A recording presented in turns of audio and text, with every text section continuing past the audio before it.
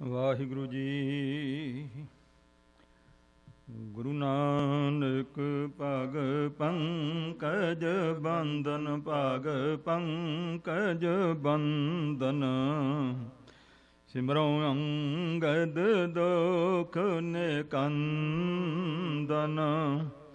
ਅਮਰਦਾਸ ਹਿਰਦੈ ਨਿਤ ਧਿਆਵਉ, ਹਿਰਦੈ ਨਿਤ ਧਿਆਵਉ।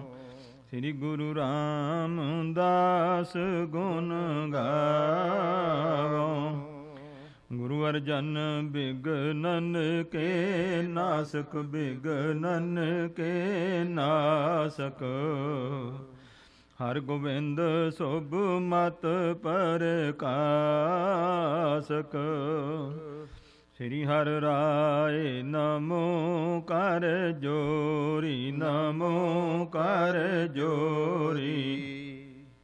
ਸ੍ਰੀ ਹਰਿ ਕ੍ਰਿਸ਼ਨ ਮਨਾਇ ਬਹੋਰੀ। ਤੇਗ ਬਹਾਦਰ ਪਰਮ ਕਿਰਪਾਲਾ, ਵਾਹਿਗੁਰੂ ਪਰਮ ਕਿਰਪਾਲਾ। ਸ੍ਰੀ ਗੁਰੂ ਗੋਬਿੰਦ ਸਿੰਘ ਬਿਸਾਲਾ।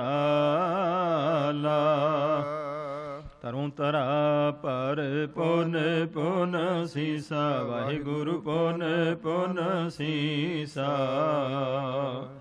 ਬੰਦੋਂ ਬਾਰ ਜਗਦੀਸਾ। ਜਿਸ ਮੈਂ ਅੰਮ੍ਰਿਤ ਗਿਆਨ ਹੈ, ਮਾਨੁਖ ਭਗਤ ਵੈਰਾਗ। ਗੁਰੂ ਗ੍ਰੰਥ ਸਾਹਿਬ ਉਦਦ, ਬੰਦੋਂ ਕਰ ਅਨੁਰਾਗ। ਸ੍ਰੀ ਗੁਰ ਸ਼ਬਦ ਕਮਾਏ ਜਿਨ, ਜੀਤੇ ਪੰਚ ਵਿਕਾਰ। ਤਿਨ ਸੰਤਨ ਕੋ ਬੰਦਨਾ, ਸਿਰ ਚਰਣਨ ਪਰ ਧਾਰ। ਏਕ ਓੰਕਾਰਾ ਸਤਿਗੁਰੂ, ਤਿਹ ਪ੍ਰਸਾਦ ਸਚ ਹੋਏ। ਵਾਹਿਗੁਰੂ ਜੀ ਕੀ ਫਤਿਹ, ਬਿਘਨ ਬਿਨਾਸਨ ਸੋਏ। ਵਾਹਿਗੁਰੂ ਜੀ ਕੀ ਫਤਿਹ, ਬਿਘਨ ਬਿਨਾਸਨ ਸੋਏ। ਸਤਨਾਮ ਸ੍ਰੀ ਵਾਹਿਗੁਰੂ ਸਾਹਿਬ ਜੀ ਚੌਪਈ। ਸੁਨੀ ਜਬਹਿ ਬਾਣੀ ਸੁਖ ਰਾਸੀ, ਜਾਨਹੁ ਨਾਨਕ ਭਇਆ ਉਦਾਸੀ। ਨਿਸ਼ਚਾ ਦ੍ਰਿੜ ਕੀਨੋ ਮਨ ਰਾਊ, ਬਹੁਰ ਨ ਕਬਹੂ ਭਇਓ ਡੁਲਾਊ। ਸੁਨੀ ਜਬਹਿ ਬਾਣੀ ਸੁਖ ਰਾਸੀ। ਵਾਹਿਗੁਰੂ ਜੀ ਕਾ ਖਾਲਸਾ, ਵਾਹਿਗੁਰੂ ਜੀ ਕੀ ਫਤਿਹ। ਗੁਰੂ ਗਰੀਬ ਨਵਾਜ ਪਤਿਤ ਪਾਵਨ, ਭਗਤ ਵਛਲ ਕਿਰਪਾ ਦੇ ਖਜ਼ਾਨੇ। ਧੰਨ ਧੰਨ ਸਾਹਿਬ ਸਤਿਗੁਰੂ ਸ੍ਰੀ ਗੁਰੂ ਨਾਨਕ ਮਹਾਰਾਜ ਸਤਿਗੁਰਾਂ ਦੀ ਸਾਜੀ ਨਿਵਾਜੀ ਗੁਰੂ ਸਵਾਰੀ ਸਾਧ ਸੰਗਤ ਜੀਓ। ਸਾਹਿਬ ਗੁਰੂ ਨਾਨਕ ਪਾਤਸ਼ਾਹ ਜੀ ਬਖਸ਼ਿਸ਼ ਕੀਤੀ ਹੈ। ਅਕਾਲ ਪੁਰਖ ਵਾਹਿਗੁਰੂ ਪਰਮੇਸ਼ਵਰ ਨੇ ਆਪਣਾ ਹੀ ਸਰਗੁਣ ਰੂਪ ਧਾਰ ਕੇ ਗੁਰੂ ਨਾਨਕ ਨਾਮ ਰਖਾਇਆ। ਇਸ ਕਲਯੁਗ ਦੇ ਵਿੱਚ ਦੁਖੀ ਜੀਵਾਂ ਦੀ ਪੁਕਾਰ ਸੁਣੀ ਹੈ, ਉਸ ਨੂੰ ਦੂਰ ਕਰਨ ਵਾਸਤੇ ਰੂਪ ਧਾਰਨ ਕੀਤਾ ਹੈ। ਸਤਿਗੁਰੂ ਪਾਤਸ਼ਾਹ ਗੁਰੂ ਨਾਨਕ ਮਹਾਰਾਜ ਇਕਾਂਤ 'ਚ ਬੈਠ ਕੇ ਧਿਆਨ ਲਾ ਕੇ ਦੇਖਿਆ ਕਿ ਇਹ ਲੋਕ ਕਿਉਂ ਦੁਖੀ ਨੇ ਕਲਯੁਗ ਵਿੱਚ। ਇਹਦਾ ਕਾਰਨ ਕੀ ਹੈ? ਜਦੋਂ ਤੱਕ ਕਿਸੇ ਬਿਮਾਰੀ ਦਾ ਕਾਰਨ ਨਹੀਂ ਨਾ ਲੱਭਦਾ, ਉਦੋਂ ਤੱਕ ਉਹਦਾ ਇਲਾਜ ਨਹੀਂ ਹੁੰਦਾ। ਸਾਹਿਬ ਗੁਰੂ ਨਾਨਕ ਪਾਤਸ਼ਾਹ ਮਹਾਰਾਜ ਜੀ ਜਿਸ ਵੇਲੇ ਆਪ ਧਿਆਨ ਤੱਕ ਕਰਕੇ, ਧਿਆਨ ਜੋੜ ਕੇ ਸਭ ਸ੍ਰਿਸ਼ਟੀ ਵੱਲ ਤੱਕਿਆ ਤੇ ਹਜ਼ੂਰ ਪਾਤਸ਼ਾਹ ਜੀ ਨੇ ਕਾਰਨ ਲੱਭ ਲਿਆ। ਭਾਈ ਗੁਰਦਾਸ ਸਾਹਿਬ ਨੇ ਉਹਦਾ ਜ਼ਿਕਰ ਕੀਤਾ। ਬਾਬਾ ਵੇਖਿਆ ਧਿਆਨ ਧਰ, ਜਲਤੀ ਸਭ ਪ੍ਰਿਥਵੀ ਦਿਸ ਆਈ। ਜਦੋਂ ਦੇਖ ਸਭ ਜੀਵ ਦੁਖੀ ਨੇ ਤਾਂ ਗੁਰੂ ਸਾਹਿਬ ਨੇ ਕਹਿ ਦਿੱਤਾ, ਨਾਨਕ ਦੁਖੀਆ ਸਭ ਸੰਸਾਰ, ਸਭ ਸੰਸਾਰ ਦੁਖੀ ਹੈ। ਹੁਣ ਹਜ਼ੂਰ ਕਹਿੰਦੇ ਨੇ ਵੀ ਕਾਰਨ ਕੀ ਹੈ? ਇਹ ਸਾਰੀ ਸ੍ਰਿਸ਼ਟੀ ਸੜ ਬਲ ਰਹੀ ਹੈ, ਦੁਖੀ ਹੈ। ਹਜ਼ੂਰ ਨੇ ਉਹਦਾ ਕਾਰਨ ਲੱਭਿਆ। ਬਾਝੋਂ ਗੁਰੂ ਗੁਬਾਰ ਹੈ ਕਰਦੀ ਸੁਣੀ ਲੁਕਾਈ। ਪੂਰਾ ਗੁਰੂ ਮਿਲਿਆ ਨਹੀਂ ਇਹਨਾਂ ਨੂੰ, ਇਸ ਵਾਸਤੇ ਇਹਨਾਂ ਨੂੰ ਹਨੇਰਾ ਹੈ, ਭਰਮ ਭੁਲੇਖਾ ਹੈ, ਗੁਬਾਰ ਹੈ। ਇਸ ਵਾਸਤੇ ਸ੍ਰਿਸ਼ਟੀ ਹਾਏ ਹਾਏ ਕਰਦੀ ਹੈ। ਇਸ ਵਾਸਤੇ ਧੰਨ ਮੇਰੇ ਸਤਿਗੁਰੂ ਪਾਤਸ਼ਾਹ ਜੀ ਨੇ ਬਖਸ਼ਿਸ਼ ਕੀਤੀ, ਪੂਰਨ ਗੁਰੂ ਰੂਪ ਹੋ ਕੇ ਤੋ ਚੜ੍ਹਿਆ ਸੋਧਣ ਧਰਤ ਲੁਕਾਈ। ਇਸ ਧਰਤੀ ਤੇ ਲੁਕਾਈ ਨੂੰ ਸੋਧਣ ਲਈ, ਸ਼ੁੱਧ ਕਰਨ ਲਈ, ਸੁਖੀ ਕਰਨ ਵਾਸਤੇ ਗੁਰੂ ਨਾਨਕ ਸਾਹਿਬ ਜੀ ਚੱਲੇ। ਹੁਣ ਸਤਿਗੁਰੂ ਪਾਤਸ਼ਾਹ ਨੇ ਬਖਸ਼ਿਸ਼ ਕੀਤੀ ਹੈ। ਆਪ ਜੀ ਸੰਗਲਾਦੀਪ, ਜਿਹਦਾ ਪੁਰਾਣਾ ਨਾਮ ਸੰਗਲਾਦੀਪ, ਨਵਾਂ ਨਾਮ ਲੰਕਾ ਕਿਹਾ ਜਾਂਦਾ ਹੈ, ਟਾਪੂ ਹੈ ਸਮੁੰਦਰ ਦਾ। ਗੁਰੂ ਸਾਹਿਬ ਜੀ ਪਹੁੰਚੇ ਨੇ। ਰਾਜਾ ਸ਼ਿਵਨਾਭ ਜਿਹੜਾ ਸੀ, ਉਸ ਨੇ ਭਾਈ ਮਨਸੁਖ ਗੁਰਸਿੱਖ ਦੀ ਸੰਗਤ ਕੀਤੀ ਤੇ ਮਨ ਦੇ ਵਿੱਚ ਭਾਵਨਾ ਜਾਗੀ ਕਿ ਐਸੇ ਧੰਨ ਗੁਰੂ ਨਾਨਕ ਪਾਤਸ਼ਾਹ ਦਾ ਮੈਂ ਦਰਸ਼ਨ ਕਰਾਂ। ਉਹ ਹੁਣ ਨਿਤ ਯਾਦ ਕਰਦਾ ਹੈ, ਅਰਦਾਸਾਂ ਕਰਦਾ ਹੈ, ਪ੍ਰੇਮ ਵਿੱਚ ਮਗਨ ਹੋ ਗਿਆ ਹੈ। ਤਾਂ ਇਸ ਪ੍ਰਸੰਗ ਤੋਂ ਇਹ ਗੱਲ ਪ੍ਰਗਟ ਹੁੰਦੀ ਹੈ। ਪਹਿਲੀ ਗੱਲ, ਗੁਰੂ ਪੂਰਾ ਬੜੀ ਮੁਸ਼ਕਲ ਮਿਲਦਾ ਹੈ। ਗੁਰੂ ਪਾਤਸ਼ਾਹ ਨੇ ਵੀ ਦੱਸਿਆ ਹੈ ਕਿ ਭਾਈ ਕਾਚੇ ਗੁਰ ਤੇ ਮੁਕਤ ਨਾ ਹੋਊਗਾ। ਜਿਹੜੇ ਗੁਰੂ ਆਪ ਹੀ ਕੱਚੇ ਨੇ, ਵਿਸ਼ਿਆਂ ਵਿਕਾਰਾਂ 'ਚ ਫਸੇ ਹੋਏ, ਕਿੱਥੋਂ ਕਿਸੇ ਨੂੰ ਕੱਢ ਕੇ ਚਿੱਕੜ ਦੇ ਵਿੱਚੋਂ ਕਿੱਥੋਂ ਤਾਰ ਦੇਣਗੇ ਭਵਜਲ ਤੋਂ ਪਾਰ। ਇਸ ਲਈ ਪਹਿਲੀ ਗੱਲ, ਗੁਰੂ ਪੂਰਾ ਹੋਵੇ।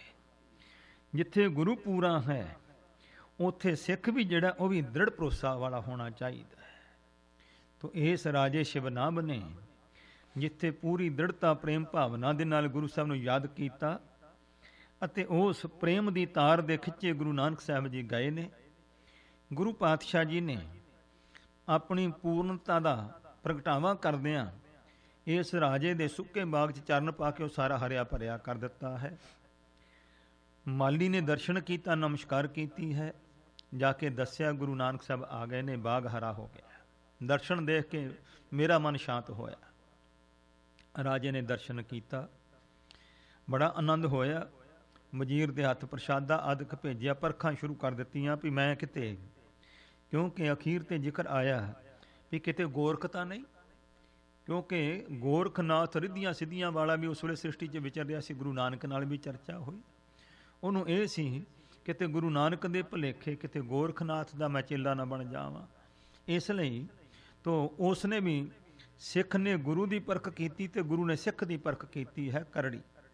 ਤੋ ਮੇਰੇ ਸ਼ਹਿਨਸ਼ਾਹ ਪਿਤਾ ਸਤਿਗੁਰੂ ਜੀ ਜਿੱਥੇ ਆਪ ਪਰਖਾਂ 'ਚ ਪੂਰੇ ਉਤਰੇ ਨੇ, ਉੱਥੇ ਸਿੱਖ ਵੀ ਜਿਹੜਾ ਹੈ ਸੋ ਇਹ ਰਾਜਾ ਸ਼ਿਵਨਾਭ ਧੰਨ ਗੁਰੂ ਪਾਤਸ਼ਾਹ ਦਾ ਸਿਦਕੀ ਸਿੱਖ ਬਣਿਆ।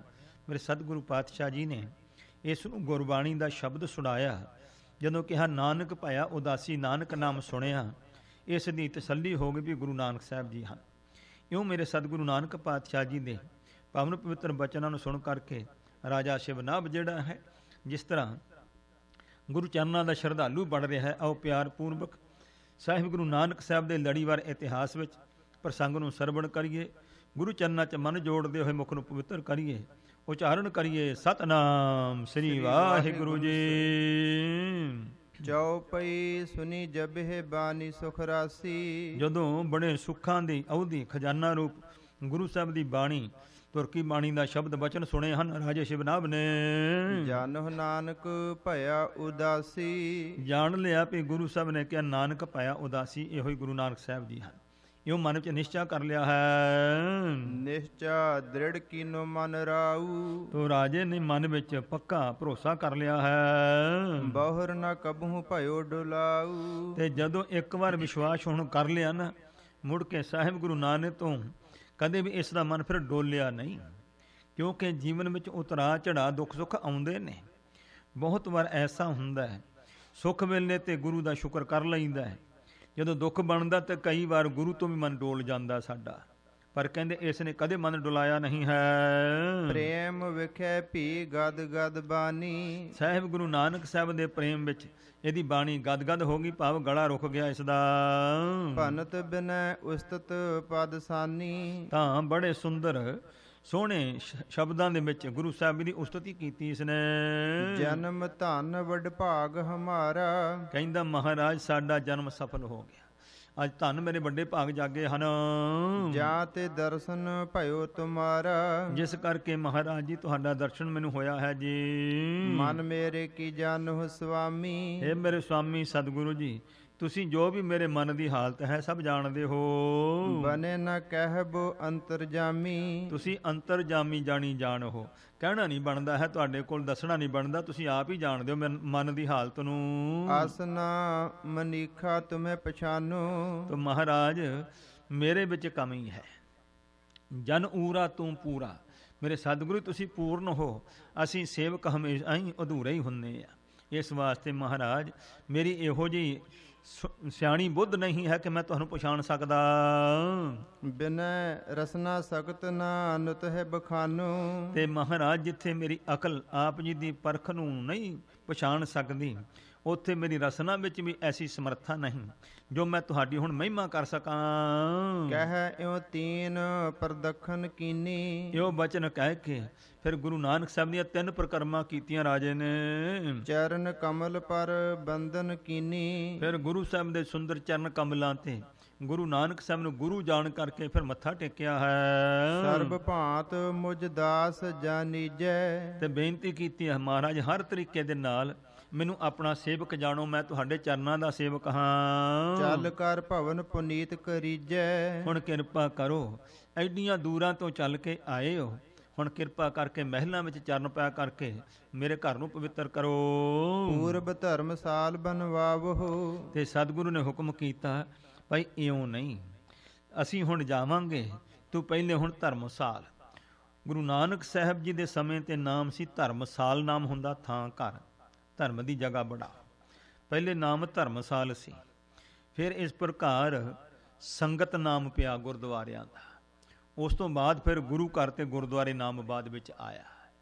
ਸੋ ਇਸ ਪ੍ਰਕਾਰ ਕਲਕੱਤੇ ਦੇ ਵਿੱਚ ਅਜੇ ਤੱਕ ਵੀ ਨਾਵੇਂ ਪਾਤਸ਼ਾਹ ਮਹਾਰਾਜ ਗਏ ਨੇ, ਉੱਥੇ ਵੀ ਗੁਰਦੁਆਰੇ ਦਾ ਨਾਮ, ਇੱਕ ਗੁਰਦੇ ਦਾ ਨਾਮ ਹੈ ਬੜੀ ਸੰਗਤ, ਇੱਕ ਦਾ ਨਾਮ ਹੈ ਛੋਟੀ ਸੰਗਤ। ਗੁਰਦੁਆਰਿਆਂ ਦੇ ਨਾਮ ਨੇ ਪ੍ਰਾਤਨ ਸਮੇਂ ਤੋਂ। ਤੋ ਇਉਂ ਗੁਰੂ ਸਾਹਿਬ ਕਹਿੰਦੇ ਪਏ ਤੁਸੀਂ ਧਰਮਸਾਲ ਗੁਰਦੁਆਰਾ ਬਣਾਓ। ਬਹੁਰ ਆਏ ਹਮ ਕੋ ਲੈ ਜਾਵਹੁ। ਤੇ ਫਿਰ ਪਹਿਲੇ ਗੁਰਦੁਆਰਾ ਤਿਆਰ ਕਰ, ਫਿਰ ਆਣ ਕੇ ਸਾਨੂੰ ਲੈ ਕੇ ਜਾਵੀਂ। ਸੁਨ ਕਰ ਭੂਪਤ ਸਦਨ ਸਿਧਾਇਓ। ਤੋ ਰਾਜਾ ਸੁਣ ਕੇ ਗੁਰੂ ਸਾਹਿਬ ਦੇ ਹੁਕਮ ਨੂੰ ਘਰ ਵਿੱਚ ਚਲਾ ਗਿਆ। ਕਹਿਓ ਜੋ ਗੁਰ ਸੋ ਆਰੰਭ ਕਰਾਇਓ। ਜੋ ਗੁਰੂ ਨੇ ਹੁਕਮ ਕੀਤਾ ਰਾਜਾ ਸੀ, ਝੱਟ ਸ਼ੁਰੂ ਕਰਾ ਦਿੱਤਾ ਹੈ ਗੁਰਦੁਆਰਾ। ਦੋਹਰਾ ਸ੍ਰੀ ਗੁਰ ਧਿਆਨ ਸੋ ਭਾਨ ਸਮ। ਤੋ ਕਵੀ ਜੀ ਇਸ ਪ੍ਰਕਾਰ ਸੋ ਅਗਲਾ ਪ੍ਰਸੰਗ ਹੁਣ ਸ਼ੁਰੂ ਕਰ ਰਹੇ ਨੇ। ਤੇ ਪਹਿਲਾਂ ਗੁਰੂ ਸਾਹਿਬ ਦੇ ਚਰਨਾਂ ਦਾ ਮੰਗਲਾ ਚਰਨ ਕਰਦੇ ਹਨ ਕਿ ਧੰਨ ਮੇਰੇ ਸਤਿਗੁਰੂ ਪਾਤਸ਼ਾਹ ਜੀ ਦੇ ਚਰਨਾਂ ਦਾ ਧਿਆਨ ਸੂਰਜ ਦੀ ਬਰਾਬਰ ਹੈ। ਰਿਦਾ ਕਮਲ ਬਿਗਸਾਏ। ਸੂਰਜ ਨੂੰ ਦੇਖ ਕੇ ਕਮਲ ਖਿੜਦੇ ਨੇ, ਗੁਰੂ ਸਾਹਿਬ ਦੇ ਚਰਨਾਂ 'ਚ ਧਿਆਨ ਜੋੜ ਕੇ ਹਿਰਦਾ ਖਿੜਦਾ ਹੈ ਜੀਵ ਦਾ। ਕਵਿਤਾ ਰਚੋ ਜਥਾ ਮਤੀ ਕਹੂੰ ਕਥਾ ਸੁਖਦਾਈ। ਤੇ ਉਸ ਗੁਰੂ ਨਾਨਕ ਦੇ ਚਰਨਾਂ ਦੇ ਧਿਆਨ ਵਿੱਚ ਖਿੜਿਆ ਹੋਇਆ ਮਨ ਜਿਹੜਾ ਪ੍ਰਸੰਨ ਹੋਇਆ ਹੈ, ਉਹਦੇ ਅਨੁਸਾਰ ਸੋ ਜੈਸੀ ਮੇਰੇ ਸਤਿਗੁਰੂ ਜੀ ਮਤੀ ਮਤ ਬਖਸ਼ਦੇ ਹਨ, ਉਹਦੇ ਅਨੁਸਾਰ ਸੁਖ ਦੇਣ ਵਾਲੀ ਗੁਰੂ ਸਾਹਿਬ ਦੀ ਕਥਾ ਬਿਆਨ ਕਰਦਾ ਹਾਂ। ਸ੍ਰੀ ਬਾਲਾ ਸੰਦਰ ਬਾਚ। ਬਾਲਾ ਜੀ ਸੰਧੂ ਗੋਤ ਵਾਲੇ ਆਵਾਜ਼ ਕਥਨ ਕਰਦੇ ਹਨ। ਚਉਪਈ ਬਹੁ ਲੋਕਨ ਬੁਲਵਾਏ ਭਵਾਲਾ। ਤੋ ਕਹਿੰਦੇ ਰਾਜੇ ਨੇ ਬਹੁਤ ਲੋਕ ਇਕੱਠੇ ਕਰ ਲਏ ਹਨ। ਰਚੀ ਧਰਮਸਾਲਾ ਤਤਕਾਲਾ। ਬਹੁਤ ਛੇਤੀ ਦੇ ਨਾਲ ਉਸ ਨੇ ਧਰਮਸਾਲ ਗੁਰਦੁਆਰਾ ਤਿਆਰ ਕਰ ਲਿਆ। ਮ੍ਰਿਗ ਮਦ ਚੰਦਨ ਅਗਰ ਕਪੂਰਾ। ਤੇ ਫਿਰ ਉਸ ਗੁਰਦੁਆਰੇ ਦੇ ਵਿੱਚ ਸੋ ਕਸਤੂਰੀ ਤੇ ਚੰਦਨ ਆਦਿਕ ਜੋ ਹੈ, ਤੇ ਅਗਰ ਹੁੰਦੀ ਤੋਏ ਦੀ ਲੱਕੜੀ, ਮੁਸ਼ਕਪੂਰ ਆਦਿਕ ਸੁਗੰਧੀਆਂ ਜਿਹੜੀਆਂ ਉਸ ਵੇਲੇ ਸਮੇਂ 'ਚ ਸੋ ਪ੍ਰਾਪਤ ਸਨ, ਸੁਗੰਧੀਆਂ ਜਿਹੜੀਆਂ ਇਸ ਤਰੀਕੇ ਨਾਲ ਲਗਾਈਆਂ ਉਸ ਆਪਣੇ ਗੁਰਦੁਆਰੇ ਦੇ ਵਿੱਚ। ਕੀਨ ਸੋ ਲੇਪਨ ਤਾਸੋ ਰੂਰਾ। ਬੜਾ ਸੁੰਦਰ ਲੇਪਨ ਕਰਕੇ ਸੁਗੰਧੀਆਂ ਦੇ ਸਹਿਤ ਕਰਕੇ ਉਸ ਸਥਾਨ ਨੂੰ। ਬਹੁ ਸੁੰਦਰ ਤਹ ਦਰ ਬਨਵਾਏ। ਬੜੇ ਸੋਹਣੇ ਸੋਹਣੇ ਦਰਵਾਜ਼ੇ ਬਣਾਏ ਹਨ ਉਸ ਗੁਰੂ ਘਰ ਦੇ। ਭਾਂਤ ਅਨੇਕ ਵਿਛਾਉਣਾ ਛਾਏ। ਅਨੇਕ ਪ੍ਰਕਾਰ ਦੇ ਵਿਛਾਈਆਂ ਤਿਆਰ ਕੀਤੀਆਂ ਹਨ, ਵਿਛਾਈਆਂ ਵਿਛਾ ਕਰਕੇ ਤਿਆਰ ਕੀਤਾ ਹੈ। ਸਰਬ ਗੁਲਾਬ ਕੀਨ ਛਿਰਕਾਵਾ। ਬੜਾ ਸੁੰਦਰ ਗੁਲਾਬ ਦੀ ਸੁਗੰਧੀ ਛਿੜਕੀ ਹੈ ਸਾਰੇ ਵਿੱਚ। ਬਹੁ ਸੁਗੰਧ ਜਾਂ ਮਹਿ ਮਹਿਕਾਵਾ। ਜਿੰਦ ਵਿੱਚ ਬਹੁਤ ਸਾਰੀ ਸੁਗੰਧੀ ਜਿਹੜੀ ਆ ਮਹਿਕ ਰਹੀ ਹੈ। ਤਾਂ ਮਹਿ ਏਕ ਪਰੰਕ ਡਸਾਇਓ। ਉਹਦੇ ਵਿੱਚ ਗੁਰੂ ਸਾਹਿਬ ਜੀ ਵਾਸਤੇ ਸੋਹਣਾ ਸਿੰਘਾਸਣ ਪਲੰਗਾ ਵਿਛਾਇਆ ਹੈ। ਇਸ ਤਰ੍ਹਾਂ ਉਪਰ ਰੁਚਰ ਵਿਛਾਉਣ ਵਿਛਾਇਓ। ਸੋਹਣੀ ਸੁੰਦਰ ਵਿਛਾਈ ਉਸ ਪਲੰਗੇ ਦੇ ਉੱਪਰ ਕੀਤੀ ਹੈ ਭਾਵਨਾ ਦੇ ਸਹਿਤ। ਕਰ ਪ੍ਰਕਾਰ ਹਸ ਪ੍ਰਕਾਰ ਕੀ ਰਚਨਾ ਕਰਕੇ। ਇਸ ਤਰੀਕੇ ਦੀ ਸੋਹਣੀ ਰਚਨਾ ਜੋ ਕਰ ਕਰਕੇ ਧਰਮਸਾਲ ਦੀ ਰਾਜੇ ਸ਼ਿਵਨਾਭ ਨੇ। ਗਮਨਿ ਭੂਪ ਭਾਉ ਉਰ ਧਰ ਕੇ, ਇਹ ਰਾਜਾ ਜਿਹੜਾ ਹੈ ਮਨ 'ਚ ਭਾਵਨਾ ਧਾਰਨ ਕਰਕੇ ਫਿਰ ਗੁਰੂ ਸਾਹਿਬ ਦੇ ਕੋਲ ਗਿਆ ਹੈ। ਜਬ ਆਵਾ ਉਪਬਨ ਕੇ ਮਾਹੀ, ਜਦੋਂ ਆਇਆ ਹੈ ਉੱਥੇ ਬਾਗ ਦੇ ਵਿੱਚ ਜਿੱਥੇ ਗੁਰੂ ਸਾਹਿਬ ਹੀ ਆਸਣ ਲਾਈ ਬੈਠੇ ਸਨ, ਸ੍ਰੀ ਨਾਨਕ ਤਹ ਦੇਖੇ ਨਾਹੀ। ਜਦੋਂ ਆਣ ਕੇ ਦੇਖਿਆ ਗੁਰੂ ਨਾਨਕ ਪਾਤਸ਼ਾਹ ਜੀ ਉੱਥੇ ਹਾਜ਼ਰ ਨਹੀਂ ਹਨ। ਇਉਂ ਦੇਖ ਕੇ ਪਰਖਨ ਭਾਉ ਭੂਪ ਗਤ ਦਾਨਾ, ਮੁਕਤੀ ਦਾਤਾ ਗੁਰੂ ਸਾਹਿਬ ਨੇ ਰਾਜੇ ਦਾ ਪ੍ਰੇਮ ਪਰਖਿਆ ਹੈ, ਇਸ ਵਾਸਤੇ ਕੌਤਕ ਕੀਤਾ ਹੈ। ਭਏ ਕਾਲ ਤਹਿ ਅੰਤਰ ਧਿਆਨਾ, ਮੇਰੇ ਸਤਿਗੁਰੂ ਅੰਤਰਜਾਮੀ ਜੀ ਉੱਥੇ ਅਲੋਪ ਹੋ ਗਏ ਨੇ, ਅੰਤਰ ਧਿਆਨ ਹੋ ਗਏ ਹਨ। ਬਿਨਾ ਬਲੋਕੇ ਬਿਹਬਲ ਰਾਉ, ਤੋ ਰਾਜੇ ਨੇ ਜਦੋਂ ਤੱਕਿਆ ਵੀ ਗੁਰੂ ਸਾਹਿਬ ਦਾ ਦਰਸ਼ਨ ਨਹੀਂ ਹੋਇਆ, ਰਾਜਾ ਘਬਰਾ ਗਿਆ, ਬੜਾ ਵਿਆਕੁਲ ਹੋਇਆ ਹੈ। ਧਰਨ ਗਿਰਿਓ ਤਨ ਸੁਧ ਨਹਿ ਕਾਊ, ਬੇਹੋਸ਼ ਹੋ ਕੇ ਧਰਤੀ ਤੇ ਡਿੱਗ ਪਿਆ ਹੈ। ਲੱਗੇ ਮਿਰਤਕਾ ਅੰਗਨ ਮਾਹੀ, ਸਰੀਰ ਨੂੰ ਮਿੱਟੀ ਲੱਗ ਗਈ ਹੈ ਇਸ ਰਾਜੇ ਦੇ। ਲੀਨ ਉਚਾਏ ਸੇਵਕਨ ਤਾਹੀ, ਤਾਂ ਕਹਿੰਦੇ ਸੇਵਕਾਂ ਨੇ ਇਸ ਨੂੰ ਚੁੱਕਿਆ ਹੈ। ਪੌਂਸ ਅੰਗ ਕਰ ਪੌਨ ਚੁਲਾਈ, ਇਹਦੇ ਅੰਗਾਂ ਨੂੰ ਸਾਫ਼ ਕੀਤਾ, ਇਸ ਨੂੰ ਹਵਾ ਝੱਲੀ ਹੈ। ਚੇਤਨ ਤਾ ਭੂਪਤ ਤਨ ਆਈ, ਤੋ ਰਾਜੇ ਦੇ ਸਰੀਰ ਨੂੰ ਇਸ ਤਰ੍ਹਾਂ ਹੋਸ਼ ਆ ਗਈ। ਫਿਰ ਬੋਲਿਓ ਬਾਣੀ ਹੋਏ ਸੰਸੋਕਾ, ਤੋ ਇਸ ਪ੍ਰਕਾਰ ਸ਼ੰਕਾ ਦੇ ਸਹਿਤ ਹੋ ਕੇ ਬਾਣੀ ਬੋਲਿਆ, ਕਹਿਣ ਲੱਗਾ, ਕਿਤ ਗਏ ਸ੍ਰੀ ਨਾਨਕ ਸੁਖ ਓਕਾ, ਮੇਰੇ ਸੁੱਖਾਂ ਦੇ ਘਰ ਗੁਰੂ ਨਾਨਕ ਸਾਹਿਬ ਜੀ ਕਿੱਥੇ ਚਲੇ ਗਏ। ਜਿਨ ਕੇ ਦਰਸ਼ਨ ਤੀਨੋ ਤਾਪਾ, ਜਿਸ ਗੁਰੂ ਨਾਨਕ ਮਹਾਰਾਜ ਦੇ ਦਰਸ਼ਨ ਕਰਨ ਦੇ ਨਾਲ ਤਿੰਨੇ ਜਿਹੜੇ ਤਾਪ ਹਨ, ਤਨਕ ਬਲੋਕਤ ਹੋਵਤ ਖਾਪਾ, ਥੋੜਾ ਜਿਹਾ ਗੁਰੂ ਸਾਹਿਬ ਜੀ ਤੱਕ ਲੈਣ ਜਾਂ ਦਰਸ਼ਨ ਕਰਨ ਦੇ ਨਾਲ ਇਹ ਸਾਰੇ ਤਿੰਨੇ ਆਦਿ ਵਿਆਧੀ ਉਪਾਧੀ ਤਾਪ ਦੂਰ ਹੋ ਜਾਂਦੇ ਹਨ। ਕਿਤਕ ਦਿਵਸ ਕੀ ਲੱਗੀ ਉਡੀਕਾ, ਕਹਿੰਦਾ ਕਿੰਨੇ ਦਿਨਾਂ ਦੀ ਲੰਬੇ ਸਮੇਂ ਤੋਂ ਮੇਰੀ ਉਡੀਕ ਲੱਗੀ ਹੋਈ ਸੀ। ਅਬ ਪ੍ਰਾਪਤ ਭਾ ਸੁਖ ਮਮ ਜੀ ਕਾ, ਮੇਰੇ ਜੀ ਨੂੰ ਸੁਖ ਦੇਣ ਵਾਲੇ ਗੁਰੂ ਨਾਨਕ ਸਾਹਿਬ ਦੀ ਹੁਣ ਪ੍ਰਾਪਤੀ ਹੋਈ ਸੀ। ਮੰਦ ਭਾਗ ਪਾ ਮੋਰ ਮਹਾਨਾ, ਮੇਰੇ ਤਾਂ ਬਹੁਤ ਹੀ ਮੰਦੇ ਭਾਗ ਕਿਤੇ ਜਾਗ ਪਏ ਹਨ ਜੋ ਭਏ ਸਪਦ ਹੀ ਅੰਤਰ ਧਿਆਨਾ, ਤੇ ਮਹਾਰਾਜ ਛੇਤੀ ਹੀ ਅਲੋਪ ਹੋ ਗਏ ਹਨ।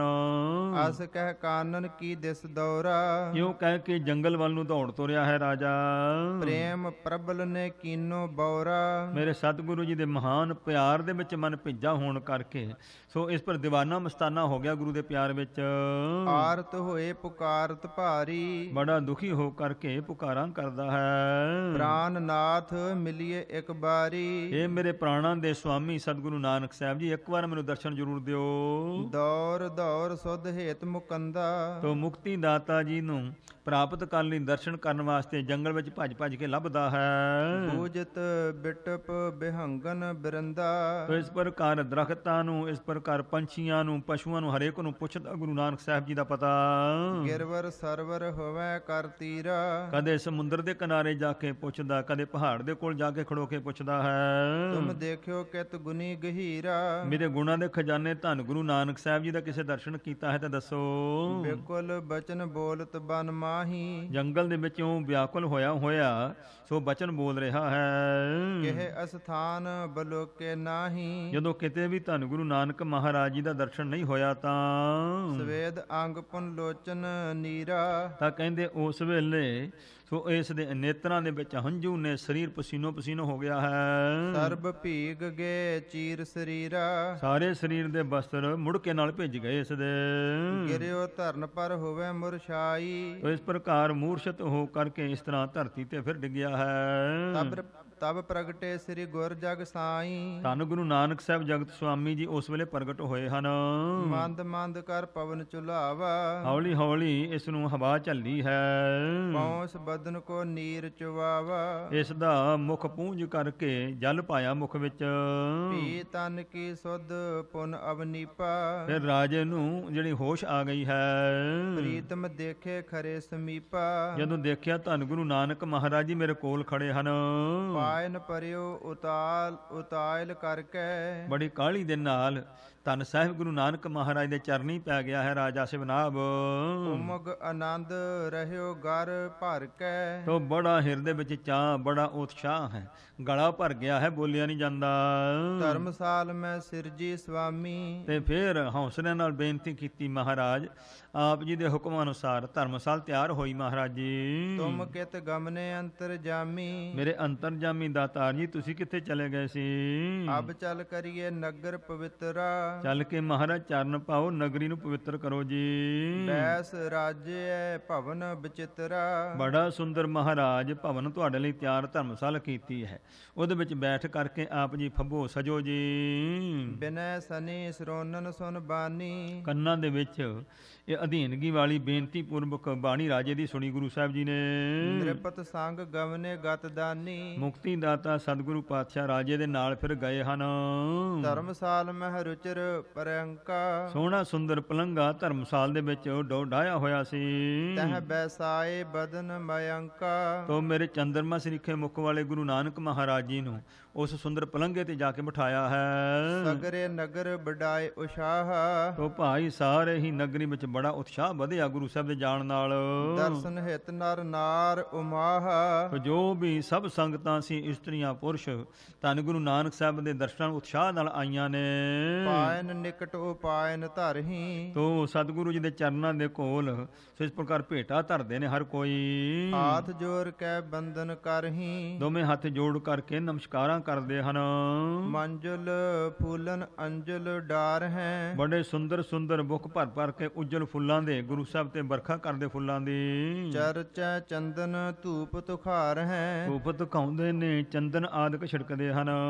ਅਤ ਉਤ ਸਭ ਸੋ ਪੁਰ ਭਾ ਪੂਰਨ, ਇਹੋ ਜਿਹੇ ਉਤਸ਼ਾਹ ਦੇ ਨਾਲ ਇਹ ਸਾਰਾ ਹੀ ਸੰਗਲਾਦੀਪ ਦੀ ਜਿਹੜੀ ਨਗਰੀ ਸੀ ਸਾਰੀ ਹੀ ਪੂਰਨ ਹੋ ਗਈ। ਸਭ ਪਾਸੇ ਗੁਰੂ ਨਾਨਕ ਧੰਨ ਦਾ ਜਾਸੀ ਹੋਇਆ, ਧੰਨ ਗੁਰੂ ਨਾਨਕ ਸਾਹਿਬ ਦਾ। ਕੀਰਤ ਪਸਰੀ ਪਾਵਨ ਰੂਰਨ, ਬਹੁਤ ਹੀ ਸੁੰਦਰ ਕੀਰਤੀ ਮਹਾਰਾਜ ਦੀ ਮਹਿਮਾ ਜਿਹੜੀ ਸਾਰੇ ਹੀ ਫੈਲ ਗਈ ਹੈ। ਚੰਦ ਕਲਾ ਲੈ ਰਾਣੀ ਸੰਗਾ, ਤਾਂ ਕਹਿੰਦੇ ਨੇ ਫਿਰ ਰਾਜਾ ਸ਼ਿਵਨਾਭ ਜੋ ਸੀ ਆਪਣੀ ਰਾਣੀ ਚੰਦਰ ਕਲਾ ਨੂੰ ਨਾਲ ਲੈ ਕੇ ਆਇਆ ਹੈ। ਆਵਾ ਭੂਪਤ ਹਿਰਦੇ ਮੰਗਾ, ਬੜਾ ਹਿਰਦੇ ਚ ਉਤਸ਼ਾਹ ਧਾਰ ਕਰਕੇ ਸਾਹਿਬ ਗੁਰੂ ਸਾਹਿਬ ਦੇ ਦਰਸ਼ਨਾਂ ਲਈ ਆਣ ਕੇ ਪਹੁੰਚਾ ਹੈ। ਪੂਜਾ ਕੀਨ ਖੋਰਸ ਪ੍ਰਕਾਰਾ, 16 ਪ੍ਰਕਾਰ ਦੀ ਸਮੱਗਰੀ ਲੈ ਕੇ ਗੁਰੂ ਸਾਹਿਬ ਦੀ ਪੂਜਾ ਕੀਤੀ, ਕਿਉਂਕਿ ਇਹਨਾਂ ਨੂੰ ਧਰਮ ਦਾ ਇੰਨਾ ਹੀ ਪਤਾ ਸੀ। ਕੰਚਨ ਥਾਰ ਹਾਥ ਨਿਜ ਧਾਰਾ, ਸੋਨੇ ਦਾ ਥਾਲ ਆਪਣੇ ਹੱਥਾਂ 'ਚ ਰਾਜੇ ਨੇ ਲਿਆ ਹੈ। ਬਾਰ ਚੌਮੁਖੇ ਤਾਂ ਮਹਿਦੀਪਾ, ਤੋ ਚੌਮੁਖੀ ਦੀਵੇ ਉਹਦੇ ਵਿੱਚ ਬਾਲੇ ਹਨ। ਕਰੀ ਆਰਤੀ ਪੁੰਨ ਅਵਨੀਪਾ, ਧੰਨ ਰਾਜੇ ਸ਼ਿਵਨਾਭ ਨੇ ਗੁਰੂ ਨਾਨਕ ਸਾਹਿਬ ਦੀ ਆਰਤੀ ਕੀਤੀ ਹੈ, ਕਿਉਂਕਿ ਇਹਨਾਂ ਨੂੰ ਇੰਨਾ ਹੀ ਸਤਿਕਾਰ ਦਾ ਪਤਾ ਸੀ। ਇਸ ਵਾਸਤੇ ਇਹਦੇ ਤੇ ਸ਼ੰਕਾ ਨਹੀਂ ਸਾਡੀ ਬਣਦੀ, ਕਿਉਂਕਿ ਰਾਜੇ ਨੂੰ ਇੰਨਾ ਹੀ ਪਤਾ ਸੀ। ਇਸ ਵਾਸਤੇ ਅੱਗੇ ਤਾਂ ਸਿੱਖਿਆ ਗੁਰੂ ਨਾਨਕ ਨੇ ਦੇਣੀ ਹੈ ਨਾ ਵੀ ਕਿਵੇਂ ਗੁਰੂ ਦਾ ਸਤਿਕਾਰ ਕਰਨਾ। ਇਹਨੇ ਆਪਣੇ ਨਿਸ਼ਚੇ ਅਨੁਸਾਰ ਸੋਨੇ ਦਾ ਥਾਲ ਲੈ ਕੇ ਚੌਮੁਖੀ ਦੀਵੇ ਜਗਾ ਕੇ ਦੇਸੀ ਘਿਓ ਦੇ ਆਰਤੀ ਕੀਤੀ ਗੁਰੂ ਸਾਹਿਬ ਦੀ। ਜੈ ਜੈ ਧੁਨ ਧਰਮਸਾਲਾ ਪੂਰੀ, ਤੋ ਜੈ ਗੁਰੂ ਨਾਨਕ, ਧੰਨ ਗੁਰੂ ਨਾਨਕ ਦੀ ਧੁਨੀ ਦੇ ਨਾਲ ਸਾਰੀ ਧਰਮਸ਼ਾਲਾ ਗੂੰਜ ਉੱਠੀ ਸੰਗਤਾਂ 'ਚ। ਹੋਏ ਦੀਨ ਬਿਨਤੀ ਕਹਿ ਰੂਰੀ, ਤਾਂ ਬਹੁਤ ਅਧੀਨ ਹੋ ਕੇ ਧੰਨ ਮੇਰੇ ਗੁਰੂ ਨਾਨਕ ਮਹਾਰਾਜ ਨੂੰ ਬੇਨਤੀ ਕਰਦਾ ਹੈ। ਓ ਪ੍ਰਭ ਮੁਝ ਹੈ ਸਨਾਥ ਕਰੀਜੈ, ਇਹ ਮੇਰੇ ਸਤਿਗੁਰੂ ਪਾਤਸ਼ਾਹ ਜੀ ਕਿਰਪਾ ਕਰੋ, ਮੈਨੂੰ ਹੁਣ ਸਫਲ ਕਰ ਦਿਓ। ਚਰਨ ਸਰਨ ਕੋ ਪਰਨਾ ਦੀਜੈ, ਆਪਣੇ ਚਰਨਾਂ ਦੀ ਸ਼ਰਨ ਦਾ ਆਸਰਾ ਮੈਨੂੰ ਕਿਰਪਾ ਕਰਕੇ ਦਿਓ ਜੀ। ਕਰਹੁ ਆਪਨੋ ਬਰ ਉਪਦੇਸੂ, ਸੋਹਣਾ ਸੁੰਦਰ ਆਪਣਾ ਉਪਦੇਸ਼ ਮਹਾਰਾਜ ਮੈਨੂੰ ਬਖਸ਼ਿਸ਼ ਕਰਕੇ ਦਿਓ। ਜਹ ਤੇ ਮਿਟ ਹੈ ਜਗਤ ਕਲੇਸੂ, ਜਿਹਦੇ ਨਾਲ ਆ ਜਗਤ ਦੇ ਕਲੇਸ਼ ਦੁੱਖ ਸਾਰੇ ਮਿਟ ਜਾਣ ਜੀ। ਸਰਬ ਦੇਸ ਕੋ ਕਰਹੁ ਕਿਰਤਾਰਥ, ਇਹ ਮਹਾਰਾਜ ਮੇਰੇ ਸਾਰੇ ਦੇਸ਼ ਨੂੰ ਹੀ ਸਫਲਾ ਕਰ ਦਿਓ, ਕੱਲੇ ਮੈਨੂੰ ਹੀ ਨਹੀਂ। ਮੈਂ ਰਾਜਾ ਹਾਂ, ਮੇਰੇ ਸਮੇਤ ਪ੍ਰਜਾ ਨੂੰ ਵੀ ਮਹਾਰਾਜ ਸੁਖੀ ਕਰੋ। ਤੁਮ ਬਚਨਨ ਮਹਿ ਚਤੁਰ ਪਦਾਰਥ, ਤੁਹਾਡੇ ਬਚਨਾਂ ਦੇ ਵਿੱਚ ਮਹਾਰਾਜ ਚਾਰੇ ਪਦਾਰਥ ਹਾਜ਼ਰ ਨੇ, ਇਸ ਵਾਸਤੇ ਕਿਰਪਾ ਕਰੋ। ਆਸ ਪ੍ਰਕਾਰ ਕੀ ਬਿਨਤੀ ਸੁਨ ਕੇ, ਇਹ ਬੇਨਤੀ ਜਦੋਂ ਸੁਣੀ ਹੈ ਗੁਰੂ ਪਾਤਸ਼ਾਹ ਨੇ, ਚਾਰ ਪਦਾਰਥ ਜੇ ਕੋ ਮੰਗੇ ਸਾਧ ਜਨਾਂ ਕੀ ਸੇਵਾ ਲਾਖੈ। ਚਾਰ ਪਦਾਰਥ ਮਹਾਰਾਜ ਨੇ ਬਾਣੀ ਵਿੱਚ ਹੀ ਗਣ ਦਿੱਤੇ ਨੇ, ਧਰਮ ਅਰਥ ਅਰ ਕਾਮ ਮੋਖ। ਧਰਮ ਦੇ ਵਿੱਚ ਪਰਪੱਕ ਹੋਣਾ, ਅਰਥ ਧਨ ਦੌਲਤ ਹੋਣਾ, ਪ੍ਰਾਪਤ ਹੋਣਾ। ਧਰਮ ਅਰਥ ਕਾਮ, ਮਨ ਦੀਆਂ ਕਾਮਨਾ ਪੂਰੀਆਂ ਹੋਣੀਆਂ, ਜੋ ਵੀ ਇੱਛਾ ਪੂਰੀ ਹੋ ਜਾਵੇ, ਅੰਤ ਨੂੰ ਮੁਕਤੀ ਮਿਲ ਜਾਏ। ਚਾਰ ਪਦਾਰਥ ਨੇ ਲੋਕ ਪ੍ਰਲੋਕ ਦੇ ਵਿੱਚ। ਤੋ ਮਹਾਰਾਜ ਤੁਹਾਡੇ ਬਚਨਾਂ ਵਿੱਚ ਚਾਰੇ ਪਦਾਰਥ ਪ੍ਰਾਪਤ ਹੁੰਦੇ ਹਨ। ਬੋਲੇ ਦਇਆਲ ਬਿਰਧ ਨਿਜ ਜਾਣ ਕੈ, ਮੇਰੇ ਸਤਿਗੁਰੂ ਦਿਆਲੂ ਸਤਿਗੁਰੂ ਜੀ ਬਚਨ ਕੀਤਾ ਹੈ, ਆਪਣਾ ਬਿਰਧ ਆਪਣਾ ਫਰਜ਼ ਜਾਣ ਕੇ। ਮਨ ਕੋ ਰੋਕਨ ਨਿਰਮਲ ਕਰਨੋ, ਹਜੂਰ ਕਹਿੰਦੇ ਨੇ ਭਈ ਦੇਖੋ, ਜੀਵਨ ਸਫਲ ਕਰਨ ਵਾਸਤੇ ਮਨ ਨੂੰ ਰੋਕਣਾ ਪਵੇਗਾ ਤੇ ਜਿਹੜਾ ਮਨ ਨੂੰ ਰੋਕਣਾ ਹੈ, ਇਕਾਗਰ ਕਰਨਾ ਹੈ, ਜਹੀ ਉਪਾਵ ਕਲੇਸ਼ਨ ਹਰਨੋ। ਸਾਰੇ ਹੀ ਕਲੇਸ਼ ਦੂਰ ਹੋ ਜਾਂਦੇ ਨੇ ਜਦੋਂ ਜੀਵ ਦਾ ਮਨ ਇਕਾਗਰ ਹੋ ਜਾਵੇ। ਤੋ ਮਹਾਰਾਜ ਕਹਿੰਦੇ ਨੇ ਸਾਰੇ ਹੀ ਕਲੇਸ਼ਾਂ ਦਾ ਇਲਾਜ ਇਹੀ ਹੈ, ਆਪਣੇ ਚਿੱਤ ਨੂੰ ਇਕਾਗਰ ਕਰੋ। ਤਾਂ ਕਿ ਜਾਨਹੁ ਹੈ ਬਿਦ ਦੋ। ਹੁਣ ਮਨ ਨੂੰ ਪਵਿੱਤਰ ਨਿਰਮਲ ਕਰਨ ਦੇ, ਮਨ ਨੂੰ ਇਕਾਗਰ ਕਰਨ ਦੇ ਮਹਾਰਾਜ ਕਹਿੰਦੇ ਦੋ ਤਰੀਕੇ ਪ੍ਰਚਲਿਤ ਨੇ ਧਰਮ ਦੇ ਵਿੱਚ। ਦੋ ਤਰੀਕੇ ਹਨ। ਵੇਦ ਸੰਤ ਪੁਨ ਭਾਖਤ ਸੋ। ਜੋ ਵੀ ਧਰਮ ਗ੍ਰੰਥ ਵੇਦ ਨੇ, ਸੰਤ ਮਹਾਤਮਾ ਲੋਕ ਨੇ, ਇਹ ਇਹੀ ਦੱਸਦੇ ਹਨ। ਜੋ ਹੋਵਹਿ ਤੁਝ ਪਾਸ ਸੁਖਾਰੋ। ਤੇ ਦੇਖ ਰਾਜਾ ਸ਼ਿਵਨਾਭ, ਦੋ ਤਰੀਕੇ ਨੇ, ਤੂੰ ਦੇਖ ਲੈ ਜਿਹੜਾ ਤੂੰ ਕਰ ਸਕਦਾ ਉਹ ਕਰ ਲਵੇਂ। ਤੈਨੂੰ ਦੱਸ ਦਿੰਦੇ ਹਾਂ, ਸੋ ਕਰੀਏ ਨੀਕੇ ਨਿਰਧਾਰੋ। ਚੰਗੀ ਤਰ੍ਹਾਂ ਨਿਰਣਾ ਕਰ ਲੈ, ਤੇ ਜਿਹੜਾ ਤੇਰਾ ਮਨ ਮੰਨਦਾ ਉਹੀ ਤਰੀਕਾ ਧਾਰ ਲਵੀਂ। ਸੁਨ ਸਿਵ ਨਾਭ ਬੰਦ ਦਵੇ ਹੱਥ। ਰਾਜੇ ਸ਼ਿਵਨਾਭ ਨੇ ਦੋਵੇਂ ਹੱਥ ਜੋੜੇ ਹਨ। ਚਰਨ ਕਮਲ ਪਰ ਧਰ ਕਰ ਮਾਥਾ। ਸਾਹਿਬ ਗੁਰੂ ਨਾਨਕ ਸਾਹਿਬ ਦੇ ਚਰਨਾਂ ਕਮਲਾਂ ਦੇ ਉੱਤੇ ਮੱਥਾ ਰੱਖਿਆ ਇਸਨੇ। ਜੇ ਦਵੇ ਬਿਦ ਕੇ ਕਹੇ ਉਪਾਈ। ਜਿਹੜੇ ਦੋ ਤਰੀਕਿਆਂ ਦੇ ਯਤਨ ਮੇਰੇ ਸਤਿਗੁਰੂ ਨੇ ਦੱਸੇ ਹਨ। ਕਰ ਬਿਥਾਰ ਸੋ ਦੇਹੋ ਸੁਨਾਈ। ਬੇਨਤੀ ਕੀਤੀ ਮਹਾਰਾਜ ਵਿਸਥਾਰ ਦੋਨੋਂ ਤਰੀਕੇ ਸਮਝਾਓ ਮਹਾਰਾਜ। ਮਨ ਨੂੰ ਇਕਾਗਰ ਕਰਨ ਦੇ ਦੋ ਤਰੀਕੇ ਕਿਹੜੇ ਹਨ? ਤੋ ਮੇਰੇ ਸਤਿਗੁਰੂ ਪਾਤਸ਼ਾਹ ਸਮਝਾਉਣ ਲੱਗੇ ਹਨ।